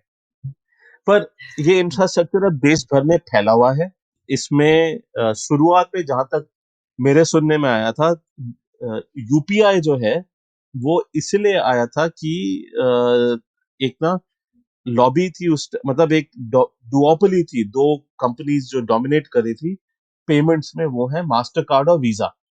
और मास्टर कार्ड और वीजा यूएस कंपनीज हैं। तो मैं एक मीटिंग में था 2016 या 17 में, जहां पे इंडियन साइड ने, हमारे देश की जो रिप्रेजेंटेटिव थे, उन्होंने बोला था सीधा सीधा कि कल को अगर यूएस मास्टर कार्ड और वीजा बंद कर दे तो हमारी तो इकोनॉमी बैठ जाएगी। शायद 16 की बात है। तो जैसे कि चाइना में यूनियन पे है, इंडिया में रुपे है, पर रुपे कभी चला नहीं क्योंकि मास्टर कार्ड और वीजा पहले से थे और वो कंपटीशन। तो जहां तक मुझे दिख रहा है यूपीआई खड़ा इसलिए करा था क्योंकि वो एक ड्यूओपोली को एड्रेस करने की कोशिश कर रही थी, फॉरेन ड्यूओपोली को, मास्टर कार्ड और वीजा। पर उसमें क्या हुआ है कि एक अनअकाउंटेबल मोनोपोली बन गई है एनपीसीआई की पेमेंट्स में, जो यूपीआई चलाता है। और मजाक की बात यह है कि उसके ऊपर एक डिओपोली रह गई है यूपीआई में, फोन पे और गूगल पे की।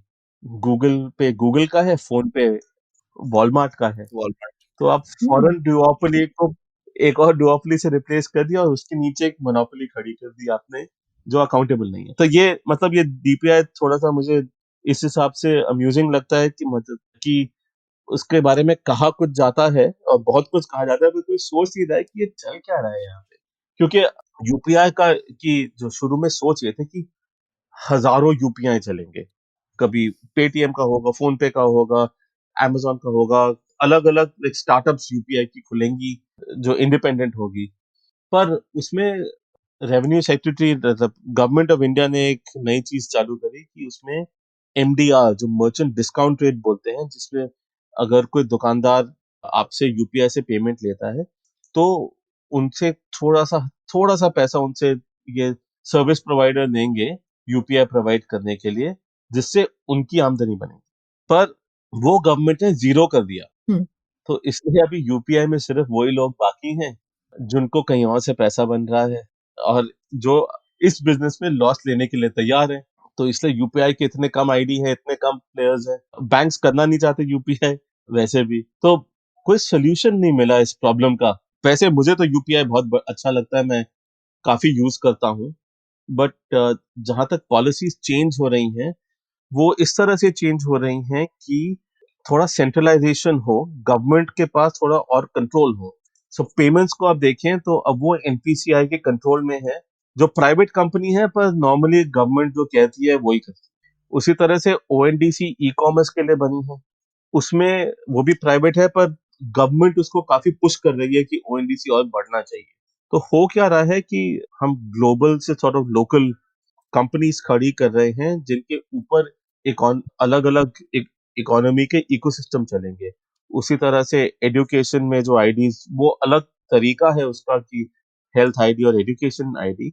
पर ये सारा का सारा जाता कहाँ है? मतलब इसमें, जैसे मैंने शुरू में बोला था, अगर आप बिलीव करते हैं कि data is the new oil, तो आप ज्यादा डेटा जनरेट करने की कोशिश करेंगे। तो ये सारे के सारे डेटा जनरेशन मैकेनिज्म साथ साथ में, तो हर एक घूम फिर के आप आइडेंटिफाई कर सकते हैं जिंदगी में किसने क्या किया है। हर पेमेंट ट्रैक है, हर एजुकेशन एक्टिविटी ट्रैक है, हर हेल्थ विजिट ट्रैक है। सब कुछ एक घूम फिर के एक आईडी के साथ लिंक हो जाता है। और जब आधार का केस चल रहा था सुप्रीम कोर्ट में, तब भी ये कहा गया था कि ये 360 डिग्री सर्वेलेंस है। In fact I think Madhya Pradesh government की एक प्रेजेंटेशन भी थी ऑनलाइन, जिसमें उन्होंने देखा था कि आधार से उनका जो लोकल कॉपी होगा, जैसे कि राजस्थान में एक भामाशाह डेटाबेस है, तमिलनाडु में एक है, तेलंगाना में है, उन सब में सिटीजन की 360 डिग्री प्रोफाइल मिलेगी। तो जहां जहां ये डीपीआई बन रहा है, ये डेटा जनरेशन हो रहा है और ये डेटा आइडेंटिफिकेशन हो रहा है कि ये किसका डेटा है। अब इसमें प्रिवेसी प्रोटेक्शन तो होना ही चाहिए, क्योंकि कोई भी 360 डिग्री प्रोफाइल अगर आपकी बन रही है, तो उसमें एज ए सिटीजन आपको कहाँ प्रोटेक्ट करा जा रहा है। हम्म। तो जो डेटा प्रोटेक्शन बिल आया है, उसमें सीधा सीधा है कि गवर्नमेंट इस बिल से एग्जेम्प्ट है। हम्म। मतलब और वो चाहे तो अगर, कभी भी आपका डेटा गवर्नमेंट के कोई भी मैकेनिज्म के थ्रू वो चेक किया जा सकता है। हाँ जी, और स्पेशली स्पेशली ये बात जरूरी है नेशनल सिक्योरिटी पर्पस। कोई भी अपने देश से प्यार करता है, वो तो बोलेगा कि देश की सिक्योरिटी जरूरी है। बस एक दिक्कत इसमें ये है कि जो नेशनल सिक्योरिटी जो फ्रेज है, जो शब्द है, ये कहीं भी लॉ में डिफाइन नहीं किए गए। तो नेशनल सिक्योरिटी कुछ भी हो सकता है। दूसरी बात, गवर्नमेंट को डेटा प्रोटेक्शन लॉ में पूरी एग्जेम्पशन है। और तीसरी चीज जो कांग्रेस के टाइम पे शुरू की गई थी, वो थी एक चीज जिसका नाम था नेटग्रिड। एटलीस्ट जहां तक मुझे अभी उसकी लेटेस्ट इंफॉर्मेशन कुछ है नहीं, पर नेटग्रिड का जहां तक पार्लियामेंट में इंफॉर्मेशन दी गई थी, वहां था कि नेटग्रिड में रियल टाइम डेटा मिलेगा। रियल टाइम मतलब इसी समय जो हो रहा है, और वो दोनों पब्लिक और प्राइवेट डेटाबेसेस से मिलेगा। तो शुरू में कुछ 21 डेटाबेस थे, आगे जाके जहां तक मुझे याद है 1600 तक डेटाबेस पब्लिक और प्राइवेट से नेटग्रिड को वो डेटा मिलेगा रियल टाइम। तो अगर आप देखें, इससे एक चीज हो सकती है जिसमें 360 डिग्री रियल टाइम सर्वेलेंस सब सिटीजन्स का हो सकता है। हिस्टोरिकली, एंड ये काफी देशों में भी देखा है, जो डेमोक्रेसीज है वहां पे हमने देखा है कि डेटाबेस साइलोज में होते हैं। जैसे कि इनकम टैक्स जो विभाग है, उसका जो डेटा है वो शायद टूरिज्म मिनिस्ट्री को नहीं मिल सकता, हम्म। या मिनिस्ट्री ऑफ एक्सटर्नल अफेयर्स को शायद नहीं मिल सकता, क्योंकि वो साइलोज हैं बीच में। अब काफी सारा डेटा प्राइवेट भी है। प्राइवेट कंपनीज जो हम एप्स यूज करते हैं, वो हमें सारा टाइम सर्वेल करती रहती हैं। तो अब ये पब्लिक और प्राइवेट डेटा अगर किसी भी सेंट्रलाइज करके एक नेटग्रिड सिस्टम में देना पड़ जाए, तो हमारे पास तो प्रिवेसी बची नहीं ना। एंड अगर आप देखें ये और कहाँ हो चुका है या कहाँ हो रहा है, वो है चाइना। तो मैं काफी बार ये कहता हूँ कि इंडिया हैज चाइना एनवी, कि हम चाइना की तरह बनना चाहते हैं, क्योंकि कंट्रोल बहुत है चाइना में हर वॉक ऑफ लाइफ का। और मैं तो जब ये सिस्टम्स देखता हूँ मुझे ये सर्वेलेंस सिस्टम्स लगते हैं हर चीज के। इसका ये मतलब नहीं कि मैं यूपीआई यूज नहीं करता, बट इसका ये मतलब है कि मैं जहां कर सकता हूँ वहां मैं कुछ चीजें नहीं, जैसे कि मैं डिजियाता यूज नहीं करता और मैं यूज करना भी नहीं चाहूंगा, क्योंकि फेशियल डेटा एक ऐसी चीज है और बायोमेट्रिक डेटा एक और ऐसी चीज है जो आपके लिए एक परमानेंट यूजर नेम और पासवर्ड होती है, हम्म उसको आप चेंज नहीं कर सकते कभी। तो उसको लूज करने का रिस्क सबसे ज्यादा होता है। और डिजियात्रा फाउंडेशन तो एक प्राइवेट ऑर्गेनाइजेशन है, उस पर गवर्नमेंट कैसे चेक रख रही है मुझे नहीं पता। गवर्नमेंट कहती रहती है कि ये इसका ये प्रोसेस है, इसका ये अप्रोच है, पर वो तो प्राइवेट कंपनी है, उनका कंट्रोल, गवर्नमेंट का कंट्रोल कहाँ से आ गया उस पर। तो मेरा बस ये कहना है कि थोड़ा सा ऐसा जो सुन रहे हैं उनको लग रहा होगा कि मैं थोड़ा ज्यादा पैरानॉइड हूँ इन चीजों के बारे में। तो मेरी पुरानी आदत है कि मैं आज का नहीं, मैं आगे का देखता हूँ कि आगे क्या होने वाला है एंड आगे क्या हो सकता है और उसके लिए क्या चेक्स एंड बैलेंसेस होने चाहिए। और जहां तक मुझे अभी दिख रहा है चेक्स एंड बैलेंसेस नहीं है हमारे पास। और हमारे पास एक एक अपॉर्चुनिटी थी चेक्स एंड बैलेंस डालने की डेटा प्रोटेक्शन बिल में, जिसको बनाने में कुछ 5 साल लग गए। उसमें हमने गवर्नमेंट को रेगुलेट करने की जो अपॉर्चुनिटी थी वो हमने नहीं करा है।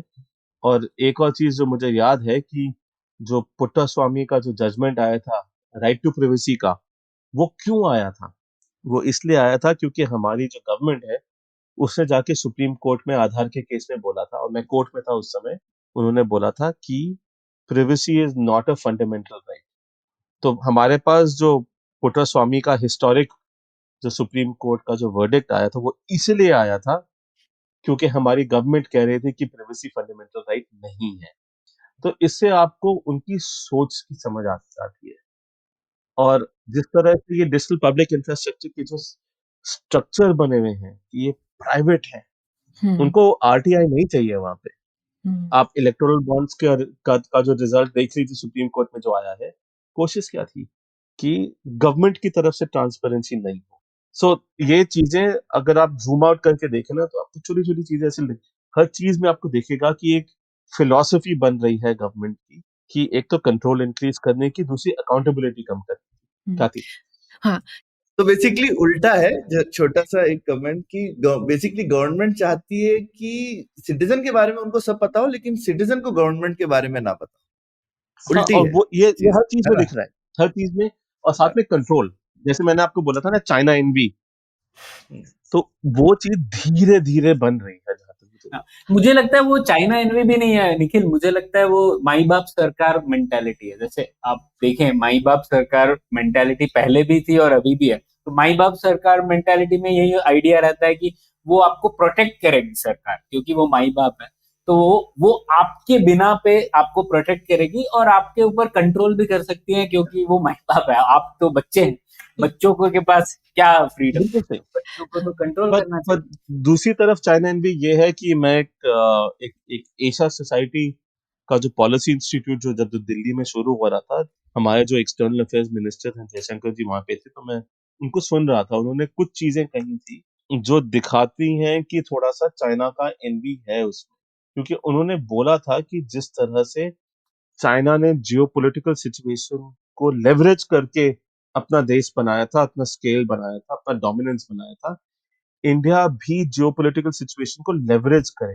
एंड उस हिसाब से वो चाइना की तरह कर रहे हैं, इन द सेंस कि कोविड के बाद लोगों को अपनी सप्लाई चेन एक्सपैंड करनी थी, तो इंडिया ने शुरू से चाइना प्लस वन की पॉलिसी जो 2017 में शायद उन्होंने कहा था, उसको उन्होंने पुश करना शुरू कर दिया एज एन ऑल्टरनेटिव, राइट।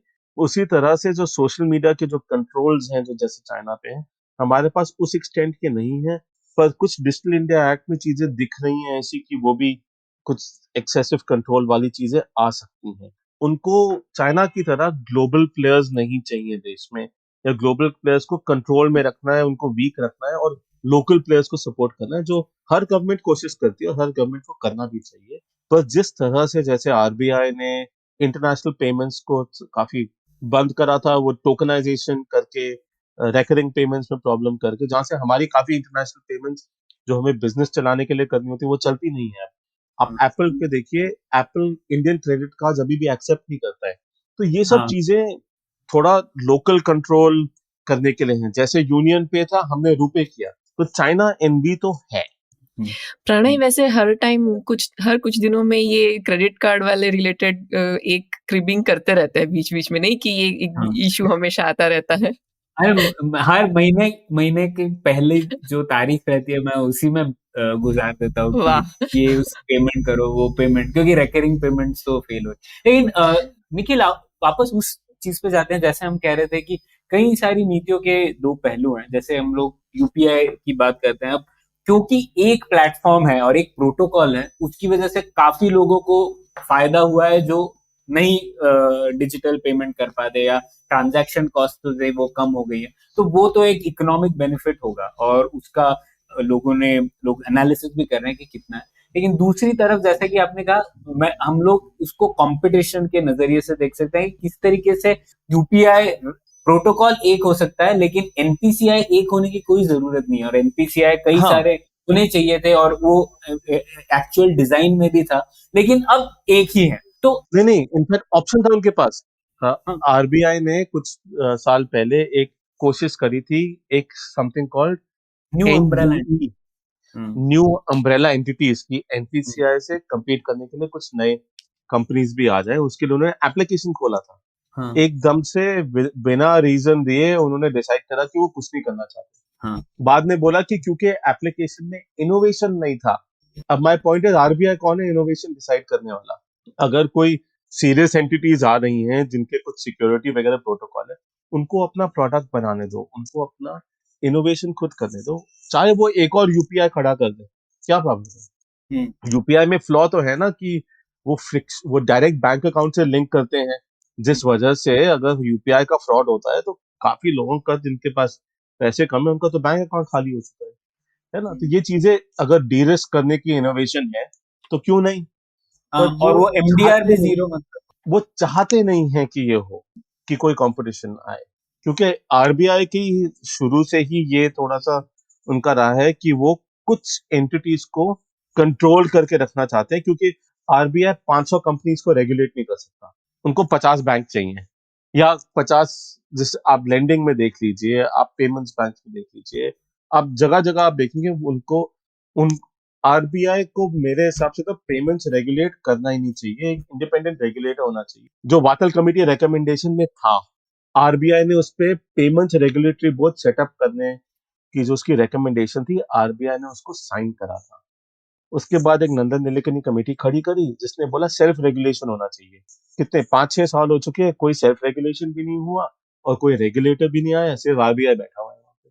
तो देखिए, ये सब चीजें जो है ना, ये कंट्रोल की बात ये भी है कि आरबीआई को हर चीज कंट्रोल करके, गवर्नमेंट को भी हर चीज को इसी तरह से, उनको ना कुछ, उनको एक प्लेटफॉर्म चाहिए हेल्थ का, उनको 5 प्लेटफॉर्म नहीं चाहिए, क्योंकि वो एक प्लेटफॉर्म को कंट्रोल करेंगे, उसके ऊपर से सारी पॉलिसीज उसके थ्रू कंट्रोल करेंगे। सो एक मार्केट रेगुलेशन का एक जो अप्रोच चल रहा है वो ये है कि हम हर एक चीज में डीपीआई डालेंगे, और उस उसके थ्रू मार्केट को रेगुलेट करेंगे। हम ऐसे सिचुएशन ऐसी क्रिएट करेंगे कि सारा मार्केट उस डोमेन का, जैसे ई कॉमर्स का है या फिर पेमेंट्स का है, उस डीपीआई के पे ही काम करे। तो वो एक डीपीआई जो है ना, वो एक क्वाज़ी रेगुलेटर बन जाता है उस सिचुएशन में। वैसे मजे की बात तो ये है कि आज के दिन में कोई भी डीपीआई ऐसा सक्सेसफुल नहीं हुआ है जो हमें फोर्स नहीं किया गया हो। यूपीआई क्यों चला? क्योंकि डिमोनेटाइजेशन हुआ, करेक्ट। आधार क्यों चला? क्योंकि हमें डराया जा रहा था कि हमारा बैंक अकाउंट बंद हो जाएगा, हमारा मोबाइल नंबर कैंसिल हो जाएगा, उसके बिना आधार सक्सेसफुल होता। सो हेल्थ स्टैक एक अपॉर्चुनिटी ऐसी थी कि कोविड हो गया था, तो वो उसमें उन्होंने आईडी बनाने की कोशिश करी थी, पर थोड़ा लेट हो गए थे शायद, इसलिए वो चला नहीं। ओएनडीसी पे कुछ खास इतना एक्टिविटी हो नहीं रही है। क्यों? क्योंकि ऐसी कोई सिचुएशन ही नहीं है जहां पे वो लोगों को बोले कि बिना ओएनडीसी यूज करे आप शॉपिंग नहीं कर सकते। तो जो भी आप डीपीआई जो सक्सेसफुल हुए हैं, आधार, यूपीआई, ये हमने, ज्यादातर लोगों ने ये चॉइस से नहीं लिया, ये हमें फोर्स किया गया है। तो क्या ये सक्सेस स्टोरी है? कंज्यूमर अडॉप्शन जो फोर्स्ड है गवर्नमेंट के थ्रू, वो सक्सेस स्टोरी कैसे है? सो मैं अभी तक ये बोल रहा हूँ, मैं यूपीआई यूज कर रहा हूँ, मैं डिमोनेटाइजेशन से पहले यूपीआई यूज करता था, उससे मैं साथ साथ में वॉलेट भी यूज करता था। पॉलिसीज जिस तरह से बनी है कुछ सालों में, वो वॉलेट को किल करने की पॉलिसीज हुई हैं, क्योंकि उनको सिर्फ यूपीआई चाहिए।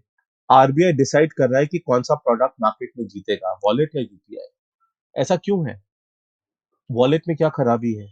वॉलेट बल्कि एक सेफर मैकेनिज्म है जिसमें आपका रिस्क कम होता है, क्योंकि हम्म अगर आपने उसमें 500 रुपए डाले हैं तो आपका रिस्क 500 रुपए का है। हम्म यूपीआई में आपका 50,000 रुपए का रिस्क है। सही सो बात है। मेरे हिसाब से तो ये मार्केट डायनामिक्स रेगुलेटर्स को मार्केट पे छोड़ देने चाहिए और कंज्यूमर प्रोटेक्शन करना चाहिए। पर कौन सा प्रोडक्ट चले, कौन सा प्रोडक्ट सक्सेसफुल हो, किसको बंद करे, किस पॉलिसी, क्योंकि आप देखिए कितनी पॉलिसीज आई हैं जो क्रेडिट कार्ड इकोसिस्टम को डिस्ट्रॉय करने की कोशिश करी गई है। Tokenisation, recurring payments, data localisation क्यों है? व्हाट्सएप एक अकेली एंटिटी क्यों थी जिसका यूपीआई रोल आउट बहुत ही मतलब ऑलमोस्ट बंद कर दिया था, क्योंकि उन्होंने डेटा लोकलाइज नहीं करा था। मैं उस टाइम मैंने क्वेश्चन ये पूछा था, क्योंकि आरबीआई बोल रही थी कि उनको ये चाहिए सर्वेलेंस एंड सिक्योरिटी पर्पस के लिए, कि उनको पता होना चाहिए कि डेटा देश में ही है जिसको वो ट्रैक कर सके कि कौन कैसे यूज कर रहा है। पर यूपीआई तो सिर्फ एक स्विच है जो एक अकाउंट से दूसरे बैंक अकाउंट में पैसे ट्रांसफर करता है। दोनों यूपीआई आईडी दोनों तरफ के बैंक अकाउंट से लिंक्ड है। तो ऐसी कौन सी इंफॉर्मेशन है जो आरबीआई के पास नहीं है जिसके लिए उनको व्हाट्सएप को लोकलाइज करना पड़ा? हम्म वो तो डिले किया उन्होंने व्हाट्सएप को रोल आउट। गूगल पे का क्यों नहीं किया? पेटीएम का क्यों नहीं किया? गूगल पे लोकलाइज था उस टाइम पे? I don't think so. सो मेरे हिसाब से ना ये थोड़ी सी ये जो एडहॉक पॉलिसीज जो चलती है ना, जो market making, market destroying policies है, इसमें किसी की अकाउंटेबिलिटी नहीं दिखती मुझे। स्पेशली जो पूरा डीपीआई इकोसिस्टम है, इससे मुझे अकाउंटेबिलिटी नहीं दिखती।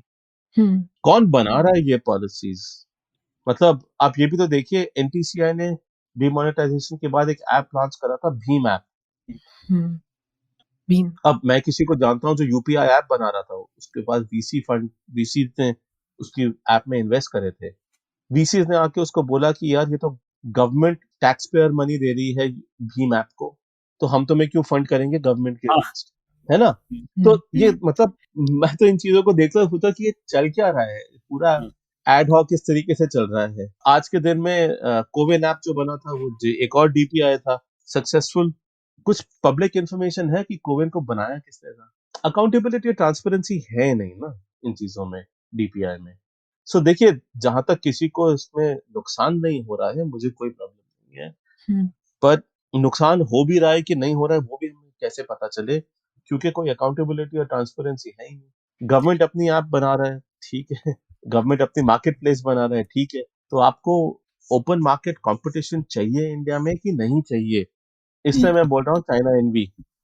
हाँ, नहीं, कुछ मैंने सुना था, कुछ लोग इसको डिजिटल पीएसयू भी कहते हैं कि इस तरीके से नए नए पीएसयू डिजिटल वर्ल्ड में हम लोग खड़े करने की। पीएसयू पे आरटीआई लागू होता है।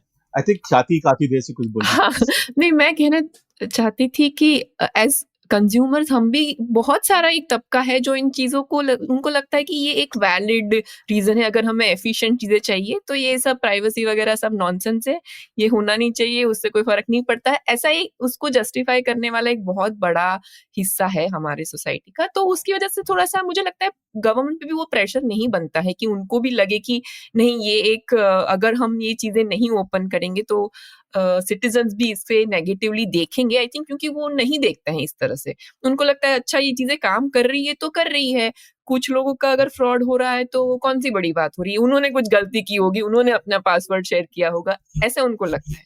तो अब आई आप थिंक देखिए ये ना, एक शुरू में आधार में करा था क्या थी कि अगर आप आधार नंबर डाले तो ऐसा कुछ था कि आप आधार नंबर डाले तो आपको पता लग सकता था कि बैंक अकाउंट कौन सा है, या ऐसा कुछ है मोबाइल नंबर डाले तो पता लगे कि उसके साथ लिंक्ड बैंक अकाउंट कौन था। ये पब्लिक कर दिया था। अब किसी को फ्रॉड करना है तो वो फोन करके बोलता था कि अच्छा आपका नाम ये है, आपका ये है, ये है, और आपका मैं इस बैंक से बोल रहा हूँ, आपके हाँ, पास हमारा अकाउंट है। तो देखिए, हमें तो प्रॉब्लम ये है कि हमें खुद समझ नहीं आता कि हमारी इंफॉर्मेशन पब्लिकली कहाँ है, कहाँ से कलेक्ट हो रही है, कौन यूज कर रहा है। एक मैं आपको बताऊं कि मॉल्स जो है, ministry of road transportation and highways, वो तो गाड़ियों का रजिस्ट्रेशन नंबर बेच रहे हैं। मतलब ड्राइवर डिटेल्स, नेम, कब खरीदा है, लाइसेंस नंबर वगैरह वगैरह, काफी पर्सनल इंफॉर्मेशन हमारी मिनिस्ट्री बेच रही थी। एक उस टाइम जब हमने आरटीआई डाला था तब 144 कंपनीज ने वो डेटा खरीदा था। तो अगर इंडिया में आपके पास गाड़ी है तो जब आपका इंश्योरेंस का रिन्यूअल आता है आपको हजारों कॉल्स आते हैं, आप तंग हो जाते हो। क्यों होता है ऐसा?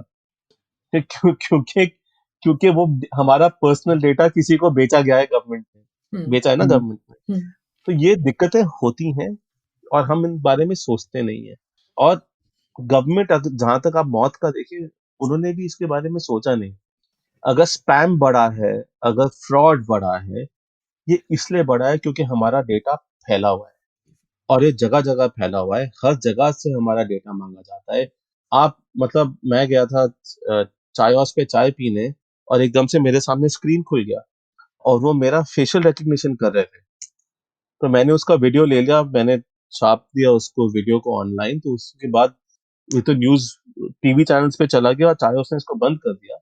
पर मेरा कंसेंट नहीं ले रहे थे। आप जहां जाओ आपका मोबाइल नंबर ले लेते हैं और आप दे देते हो। अगर आप किसी को बोलो कि मैं नहीं देना चाहता तभी वो रोक। डेटा कलेक्शन हर जगह हो रहा है। पर्पस क्या पर्पस है उसका, कितने टाइम तक रहेगा, कोई सोचता नहीं है।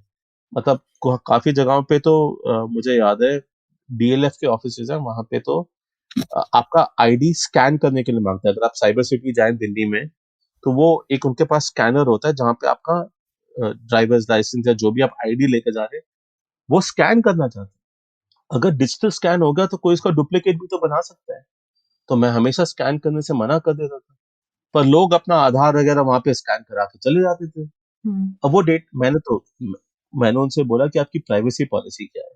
तो वहां सिक्योरिटी का बेचारा बंदा वहां बैठा हुआ था, वो तो कंफ्यूज हो गया। तो फाइनली मुझे वो बेसमेंट में लेकर गया जहाँ पे उनके सुपीरियर थे और मैंने उनसे बात करी कि अच्छा आपका इंक्रिप्शन कितना है, आपकी प्राइवेसी पॉलिसी क्या है, डेटा कब तक रहेगा आपके पास। किसी को कुछ समझ नहीं थी और लोग बिना सोचे समझे देते रहे। तो आज ज्यादातर प्रॉब्लम इसी वजह से हुआ है कि हम भी केयरफुल नहीं है अपने डेटा के बारे में। मैं नहीं बोल रहा कि हमारी गलती नहीं, पर और मेरे जैसे कुछ इरिटेटिंग लोग होते हैं जो हर बात पूछते रहते हैं या मना करते रहते हैं। तो पर सरकार का इतना तो उनकी जिम्मेदारी तो है ना कि इसको कंट्रोल करे, इसको रिस्ट्रिक्ट करे। पर फिर मैं देखता हूँ कि डेटा प्रोटेक्शन बिल में एक अजीब सी चीज डाली हुई है कि पब्लिकली अवेलेबल पर्सनल डेटा, मतलब आपका पर्सनल डेटा जो पब्लिकली अवेलेबल है, जैसे कि आपने ट्विटर या फेसबुक या लिंक्डइन पे अपनी फोटो डाली हुई है, उस पे डेटा प्रोटेक्शन बिल अप्लाई नहीं करता है। मतलब कि उसकी कोई प्राइवेसी नहीं है। अब ये सोच कहाँ से आ रही है? ये सोच आ रही है एआई से कि हमें तो अपने लार्ज लैंग्वेज मॉडल्स को ट्रेन करने के लिए डेटा चाहिए। और काफी सारा ओपन एआई और चैट जीपीटी का जो है वो ट्रेन हुआ है ट्विटर पे, रेडिट पे, पर्सनल कमेंट्री पे, जिस तरह से किसी ने कुछ लिखा है। तो हमारा है कि अगर हमें एआई की जो जंग है ये जीतनी है तो हमें तो सारे देश का डेटा, क्योंकि इंडिया एक डेटा रिच कंट्री है और डेटा नेशनल एसेट है, तो वो तो एआई को ट्रेन करने के लिए करना है। इसलिए पब्लिकली जो भी अवेलेबल है उस पर कोई रिस्ट्रिक्शन नहीं होनी चाहिए। अगर आप रोड पे चल रहे हैं, कैमरा किसी का लगा हुआ है, वो फेशियल रिकग्निशन कर रहा है, तो उस पर कोई रोक नहीं होनी चाहिए। ये सोच चल रही है हमारे यहाँ। आगे जाके इसका जो डैमेज होगा सोसाइटी पे, किसी के ऊपर पर्सनली, उसके बारे में कोई सोच नहीं रहा है ये चीजें, और मुझे इस पे प्रॉब्लम होता है। सही बात है। इसमें निखिल जैसा आपने बोला, आई मीन, और ये चीजें ऐसा नहीं है कि हमने कॉर्पोरेशन के टर्म्स में नहीं सोची। आप देखिए फाइनेंशियल इंस्टीट्यूशंस पे डेटा को लेकर के कितनी रिस्ट्रिक्शन होती है। एक बैंक का credit card department theoretically accounts department से डेटा नहीं ले सकता, राइट? या फिर अगर कोई इंश्योरेंस कंपनी भी सेम बैंक चला रहा हो या इंश्योरेंस बेच भी रहा हो, तो जो इंश्योरेंस बेचने वाला विभाग है वो अकाउंट्स या क्रेडिट वालों से इंफॉर्मेशन नहीं ले सकता, या होम लोन वाला भी कभी कभी अकाउंट से इंफॉर्मेशन नहीं ले सकता। पता नहीं, मुझे तो फोन आते रहते इनफॉर्मली हैं। लेते हैं। इनफॉर्मली होता है क्योंकि इंडिया में ये चीज बहुत ज्यादा लागू नहीं होती, लेकिन लीगली जिसको हम एक्चुअली, चाइना हमने इतना यूज किया वर्ड क्योंकि मैं इस टाइप के सॉफ्टवेयर में भी काम करता था, हम इसको बोलते ही थे चाइनीज वॉल्स। तो आप एक चाइनीज वॉल बनाते हैं बिटवीन द डिपार्टमेंट्स कि आपका डेटा एक चाइनीज वॉल से दूसरी में नहीं जाना चाहिए, क्योंकि ये इंडिपेंडेंट डिपार्टमेंट्स हैं और आपको तो ये बाकी दुनिया में स्ट्रिक्टली इन्फोर्स होता है, इंडिया में नहीं होता है। तो हम अपनी कॉर्पोरेट एंटिटीज पे भी इतना स्ट्रिक्टली एनफोर्स नहीं करते, गवर्नमेंट को लगता है हमारा तो हक ही है। तो हम शायद वहां पे भी सिक्योरिटी एजेंसीज इंटीग्रेट कर रही होंगी, तो अगर नेट ग्रिड कर रहा है तो मुझे उनपे उतनी आपत्ति नहीं है। लेकिन अगर देश का कोई भी विभाग, अगर हेल्थ मिनिस्ट्री को आईटी का डेटा मिल रहा है तो फिर तो मुझे बहुत आपत्ति है उससे, या उसका ऑपोजिट तो और भी गड़बड़ है ना। नहीं, तो और एक और फ्रेमवर्क डिपार्टमेंट ऑफ नया डिजिटल बन रहा है। ट्रांसफॉर्मेशन में होना चाहिए। नहीं, बोलिए। एक और नई चीज बन रही है, अब बन चुकी है, उसको बोलते हैं अकाउंट एग्रीगेटर। तो वो क्या हम्म करता है कि आपके अलग अलग अकाउंट से डेटा ले सकता है। हम्म एक जरूरी चीज यहाँ पे है कि उसको आपका कंसेंट चाहिए होगा, मतलब आपसे परमिशन लेकर वो ही देंगे वो डेटा। पर जो हम हम्म आधार के बारे में मजाक करते थे कि ये वॉलंटरी है पर मैंडेटरी है, क्योंकि हाँ, आप जिंदगी में कुछ कर नहीं पाओगे बिना उसको लिए या उसको यूज करे धीरे धीरे। हम्म तो ये अकाउंट एग्रीगेटर भी आगे जाके, जहां तक मुझे लगता है, वॉलंटरी बट मैंडेटरी हो जाएगा। क्योंकि होगा क्या कि आपको इंश्योरेंस खरीदना है, तो इंश्योरेंस वाला आपसे आपका सारी मेडिकल रिपोर्ट्स ले सकता है पुरानी। तो आपका जो हम्म आभा आईडी है वो मेडिकल रिपोर्ट से लिंक होगा, आपकी फाइनेंशियल एबिलिटी, आपका बैंक अकाउंट का इंफॉर्मेशन होगा, सारा का सारा अकाउंट एग्रीगेटर के थ्रू ले सकते हैं। तो हम्म हमने बातचीत करी थी, एक सहमति करके ऑर्गेनाइजेशन है, अकाउंट एग्रीगेटर की एसोसिएशन है, तो उनके जो सीईओ हैं बीजी महेश, उनसे बात करी थी। हमने ये पूछा था उनसे कि एक बार मैंने अपना कंसेंट दे दिया डेटा लेने के लिए, आपने क्या रोक लगाई है कि वो उस डेटा को आगे नहीं दे सकते। हाँ, बिल्कुल। उन्होंने बोला कि हमने ये नहीं करा है। पर वैसे हम्म भी अकाउंट एग्रीगेटर भी अगर वॉलंटरी बट मैंडेटरी आगे जाके बन जाए, तो डेटा तो कोई भी ले सकता है, कुछ भी ले सकता है, हम क्या करेंगे। बिल्कुल बिल्कुल बिल्कुल तो बिल्कुल। प्रॉब्लम ये है कि जो जो डेटा की जो अहमियत है, किसी की प्रिवेसी प्रोटेक्ट करने में, किसी की फाइनेंशियल सिक्योरिटी प्रोटेक्ट करने में, उसके बारे में सोच नहीं है। ये सोच है, एंड नंदन निलेकनी ने ये एक आर्टिकल में भी लिखा था कि India is a data rich country, और साथ साथ लिखा था कि इकोनॉमिकली रिच होने से पहले हमें अपना डेटा रिच होना पड़ेगा, उसको लेवरेज करना पड़ेगा, ऐसा कुछ था। तो हम्म प्रॉब्लम ये है कि हम डेटा रिच कंट्री है, और जैसे लोग मजाक करते हैं ना कि मतलब लोग तो अपने पूरी फैमिली हिस्ट्री दे देंगे अगर आप 100 रुपए का कैशबैक दे रहे हो, है ना। हाँ, तो प्रॉब्लम ये है कि हमें डेटा की वैल्यू नहीं पता है, हमें डेटा की वैल्यू नहीं पता है, और हम्म उस वजह से ये प्रॉब्लम हो रहा है। और सरकार का इसमें क्या रोल है, हमें प्रोटेक्ट करना, पॉलिसीज लाना जिससे हम ऐसी गलतियां कम करें, या कोई भी अनाप शनाप उनसे डेटा नहीं ले पाए। पर वो उसकी जगह उन्होंने एग्जेम्पशंस डाल दी हैं, पब्लिकली अवेलेबल डेटा को फ्री कर दिया है। तो ये चीजें, मतलब ऐसा नहीं है कि मुझे यूपीआई अच्छा नहीं लगता, मैं रोज ऑलमोस्ट रोज यूज करता हूँ। बट एक फाइनेंशियल सिस्टम में एक चीज जो आपको याद रखनी पड़ेगी कि फ्रिक्शन जरूरी होता है। फ्रिक्शन से काफी बार सिक्योरिटी बढ़ती है। जब हम पासवर्ड चूज करते हैं तो हमें कॉम्प्लेक्स पासवर्ड इसलिए चूज कर देते हैं जो काफी बार हम भी याद नहीं रख सकते, बट क्योंकि वो हमें सिक्योर रखते हैं। अगर मैंने अपना नाम ही अपना पासवर्ड रख दिया तो कोई भी ले लेगा उसको। फ्रिक्शन की जो अहमियत है ना, वो लोग समझते हैं। हम्म, हम्म। तो अभी डीपीआई में निखिल, एआई की कैसी थिंकिंग बन रही है सरकार की, कि उसका इंफ्रास्ट्रक्चर और उसका रेगुलेशन और ट्रेनिंग डेटा सेट की तो आपने बात करी ही, लेकिन उसके बाद जो उसके वेट्स हैं, जो कि एक एआई के जो मॉडल्स हैं उनकी, उनमें जो प्राइवेसी है, और एक तरह से एआई मॉडल्स जो हैं वो डेटा को इस तरह से स्टोर कर सकते हैं कि वो बाद में उसको उगल देंगे, लेकिन एकदम से उतना वैसा सेम डेटा नहीं होगा, लेकिन वो आपका ओवर ट्रेन करके डेटा को वेट्स के फॉर्म में चेंज करके वापस उगल सकते हैं। तो आपका डेटा कहीं कहीं पे पहुंच जाएगा। तो बहुत सारे विचित्र तरीके के एंगल हैं, इसको सब लोग अभी तक समझते भी नहीं है। तो इसको लेकर के अभी क्या सोच रही है सरकार? मतलब हम लोगों ने एक बार पहले डिस्कस किया कि it is too early to regulate. काफी लोग ये बोलते हैं कि अभी तो समझ ही में नहीं आया तो रेगुलेट क्या करें। या आपको लगता है कि ये इतनी तेजी से बदल रही है चीज कि रेगुलेटर पीछे छूट जाएंगे, या रेगुलेटर इतनी जल्दी रेगुलेट कर देंगे कि फिर हमारे पास टेक्नोलॉजी में इनोवेशन में प्रॉब्लम होने वाली है? देखिए, जो दिक्कत एआई की सच में ये है कि अगर आप रेगुलेट करेंगे तो किसको रेगुलेट करेंगे, हम्म कौन जेनरेट कर रहा है जो भी कर रहा है, इन द सेंस कि मैं एक टीवी शो पे था रिसेंटली जिसमें एक लॉयर ने बोला कि जो कोड कर रहे हैं उनकी जिम्मेदारी होनी चाहिए, पर जो एआई का जो आउटपुट आता है वो प्रोबेबिलिस्टिक तरीके से आता है, हम्म, और जो एआई जनरेट कर रहा है उस पे कोडर का कोई कंट्रोल नहीं होता, उसके किसी का कंट्रोल नहीं होता। हम्म, तो ज, तो एक यूएस में भी एक केस था जिसमें कोशिश ये थी कि किसी एआई को एक पर्सन का रोल दिया जाए और उनकी रिस्पॉन्सिबिलिटी हो, उनकी अकाउंटेबिलिटी हो। वो नहीं, मतलब वो केस फेल हो गया। बट एआई का जो एआई ना हर एक रेगुलेटरी और लीगल रेजिम को तोड़ देगा। अभी आपने कुछ दिन पहले देखा होगा कि ए आर रहमान ने हम्म, किसी फैमिली को पैसे दिए थे क्योंकि एक प्लेबैक सिंगर थे जिनकी वॉइस उन्होंने सैंपल यूज करा था गाने में, और वो एआई जनरेटेड वॉइस थी, उन पुरानी रिकॉर्डिंग्स को यूज करके उन्होंने खुद जाके पैसे दिए थे उनको कि हमने इनकी वॉइस यूज करी है। मेरा क्वेश्चन था कि who owns a dead persons voice? Hmm, who owns, मतलब क्या उन्होंने अपनी वॉइस की राइट्स अपनी फैमिली को दी है? नहीं दी है, हम्म, है ना? तो ए आर रहमान ने तो एक नेकी में काम किया है कि उन्होंने जाके पैसे दे दिए, पर वो है किसकी वॉइस? हम्म, वो किसकी ओनरशिप है? तो कॉपीराइट वाला जो इशू है उसका समझ नहीं आ रहा आगे क्या होगा, कि एआई का क्या इम्पैक्ट होगा।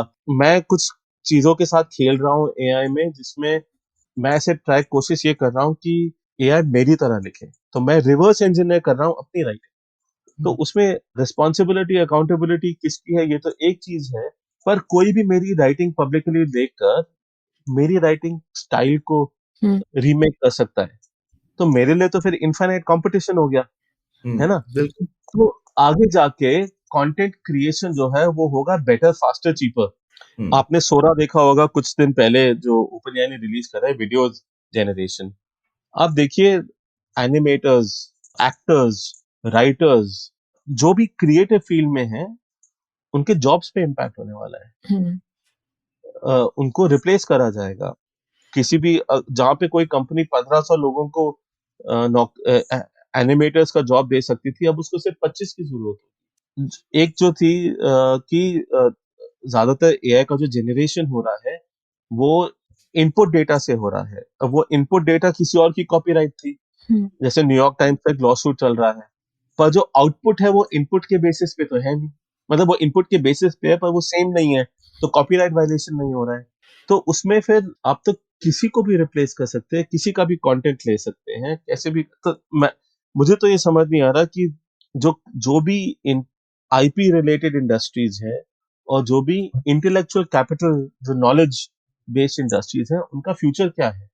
क्योंकि अनएम्प्लॉयमेंट तो वाइट कॉलर होने वाली है काफी एआई की वजह से आगे हम्म, जाके।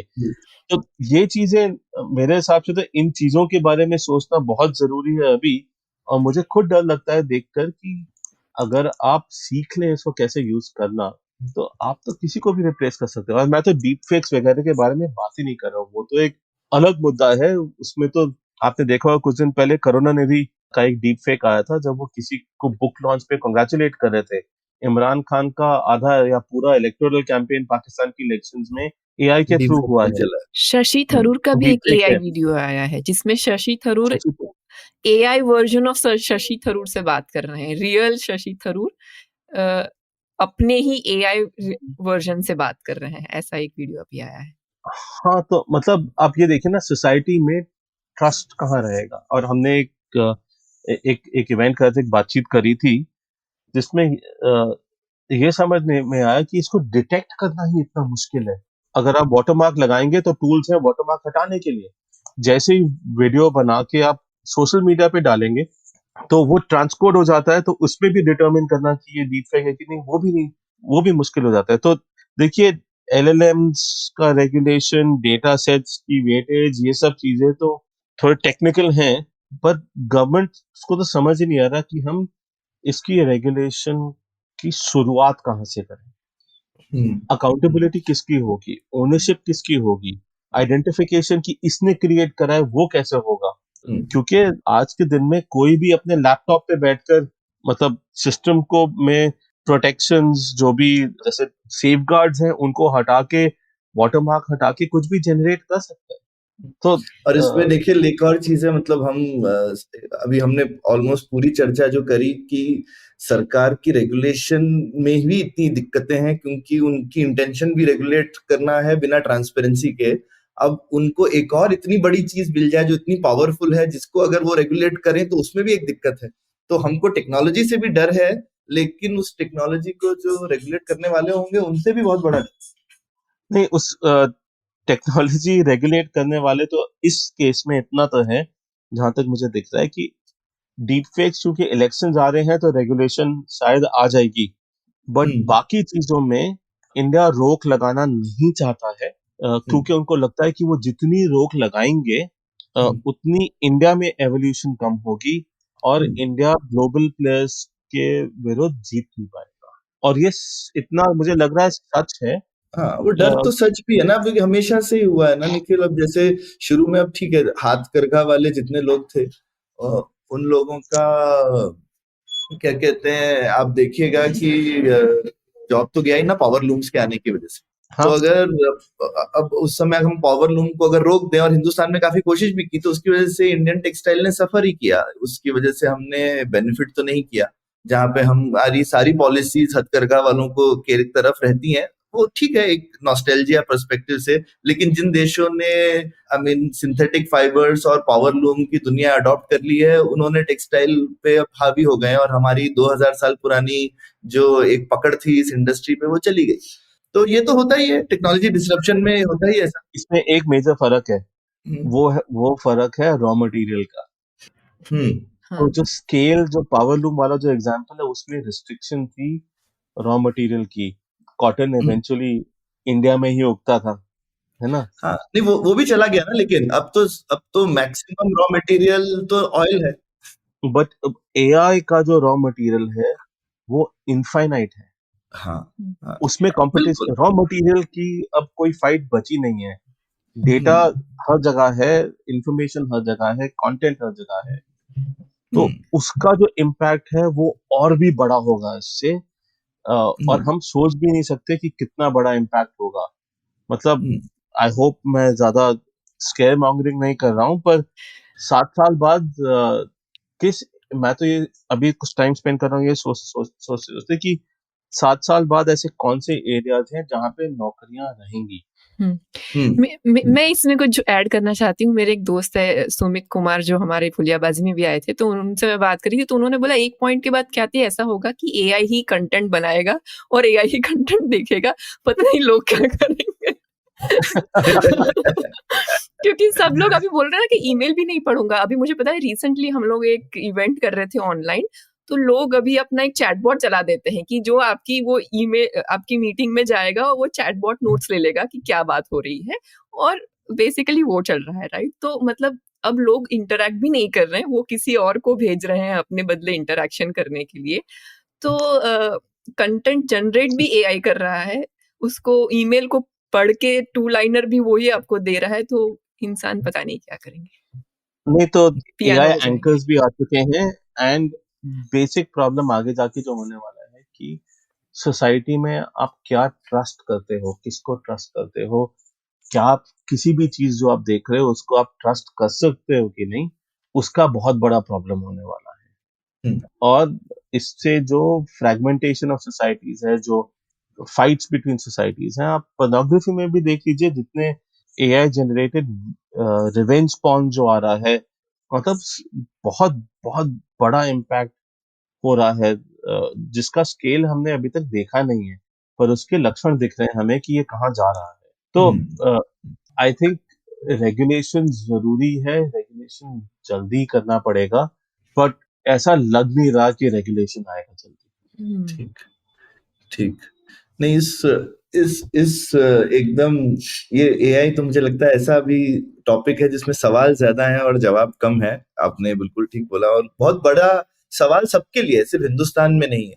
आई थिंक पूरी दुनिया में जिस तरह से, जिस स्पीड से ये चीज आ रही है, उसने सबको हैरान भी कर दिया है, चौंकाया भी है, और काफी लोग उसको लेकर एक्साइटेड हैं। लेकिन मेरे हिसाब से वाजिब तौर पे ज्यादातर लोगों में डर है, क्योंकि कोई भी इतनी जल्दी कोई भी चीज में चेंज आता है तो डर होना लाजमी है आई थिंक, और हमको डरना भी चाहिए। मेरे ख्याल से ऐसा नहीं है कि हर चीज में बिना डरे रहें तो कैसे चलेगा। थोड़ा स्केप्टिसिज्म होना और ये होना अच्छी बात है। मुझे जनरली ऐसा लगता है क्योंकि जो पास्ट एक्सपीरियंसेस रहे हैं टेक्नोलॉजी चेंज के वो नेट पॉजिटिव रहे हैं, लेकिन जो इन लोगों पे इम्पैक्ट होता है उनके लिए तो नेगेटिव ही रहते हैं। तो वो तो सीधी सी बात है ना, जिसका जॉब गया वो तो गया ही। शायद हो सकता है कोई 2 नए जॉब क्रिएट हो रहे होंगे, लेकिन उससे जिसका गया उसको तो क्या ही लाभ मिला था।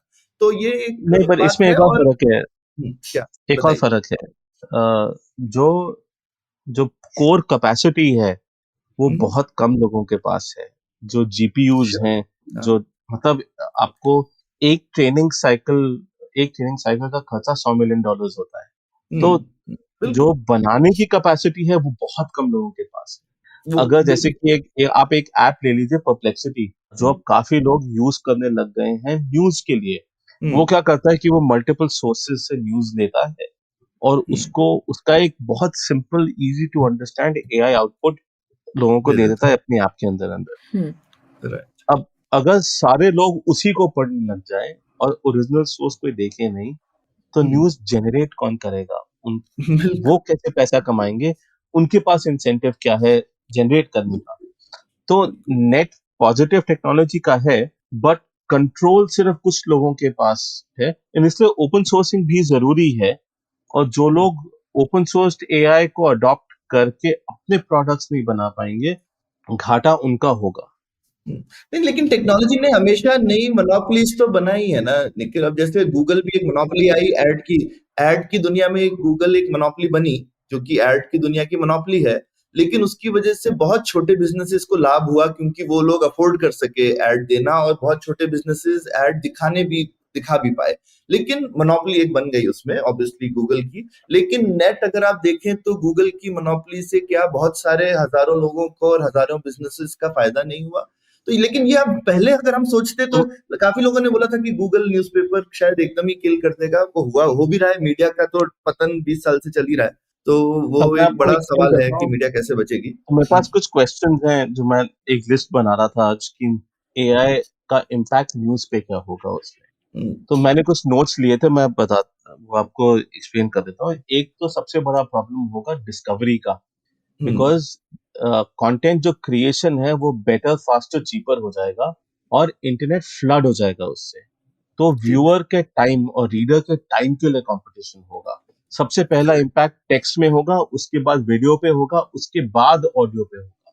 ठीक। डिस्कवरी इतनी मुश्किल हो जाएगी क्योंकि सोशल मीडिया और सर्च फ्लड हो जाएगा, सर्च रिजल्ट्स की क्वालिटी गिर गिर जाएगी कि लोग एआई टूल्स के पास उनको जाना पड़ेगा डिस्कवरी के लिए या देखने के लिए कि क्या पढ़ने लायक है। उससे क्या होगा कि जो डेस्टिनेशन वेबसाइट्स हैं जहां पे लोग क्रिएट करके डाल रहे हैं, न्यूज रिपोर्ट करके डाल रहे हैं, वो खत्म हो जाएंगे। तो एआई टूल्स जो हैं वो क्वालिटी रेप्लिकेट कर सकते हैं जो फास्टर एंड चीपर हो, एंड इससे कंपटीशन इतना बढ़ेगा। और क्योंकि सेम कंटेंट है तो लोगों के पास किसी वेबसाइट पे जाने का रीजन खत्म हो जाएगा, क्यूरेशन भी ज्यादा अच्छा करेंगे। तो ये डिस्कवरी का प्रॉब्लम है। सेकेंड प्रॉब्लम है बिजनेस मॉडल। तो अगर आप देखेंगे एडवर्टाइजिंग मोनेटाइजेशन जो है वो और मुश्किल हो जाएगा, क्योंकि जैसे जैसे कंटेंट और बनने लगेगा, इन्वेंट्री बढ़ जाएगी ऐड की, तो उसमें यील्ड कम हो जाएगा, क्रिएशन कमोडिटाइज हो जाएगा, ऑटोमेट हो जाएगा, इन्वेंट्री बढ़ जाएगी, तो फिर एडवर्टाइजिंग का रेवेन्यू मॉडल बहुत कम हो जाएगा, मतलब उससे पैसा ही नहीं बनेगा। दूसरा हुआ सब्सक्रिप्शन का। पर क्योंकि जो भी सब्सक्रिप्शन कंटेंट है उसका कॉपी बनाना इतना आसान हो जाएगा एट स्केल, हमेशा ऑल्टरनेटिव रहेगा, सब्सक्रिप्शन मॉडल भी शायद नहीं चलेगा।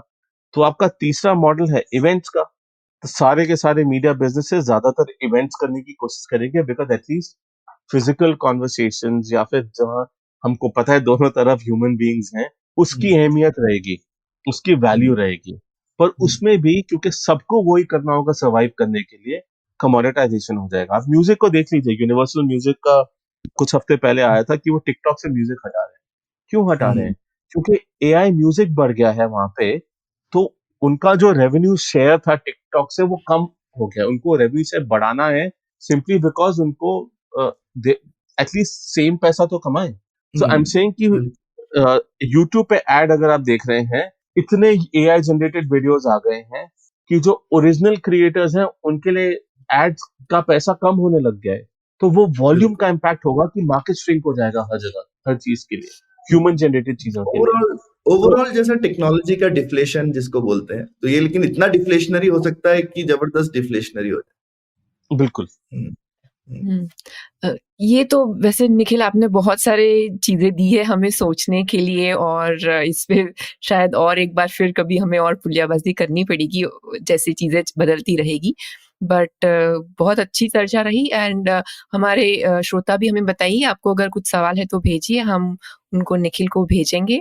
और आज के लिए उतना ही, शुक्रिया, धन्यवाद, थैंक यू। उम्मीद है आपको भी मजा आया। यह पॉडकास्ट संभव हो पाया है तक्षशिला इंस्टीट्यूशन के सपोर्ट के कारण। तक्षशिला पब्लिक पॉलिसी में शिक्षा और अनुसंधान के लिए स्थापित एक स्वतंत्र संस्था है। आप दुनिया के किसी भी कोने में हो, आपकी उम्र कुछ भी हो, अगर आप पब्लिक पॉलिसी, विदेश नीति या टेक्नोलॉजी गवर्नेंस में रुचि रखते हैं तो तक्षशिला की वेबसाइट takshashila.org.in पर उनके कोर्सेज को जरूर चेक कीजिए। और अगर आप पुलियाबाजी में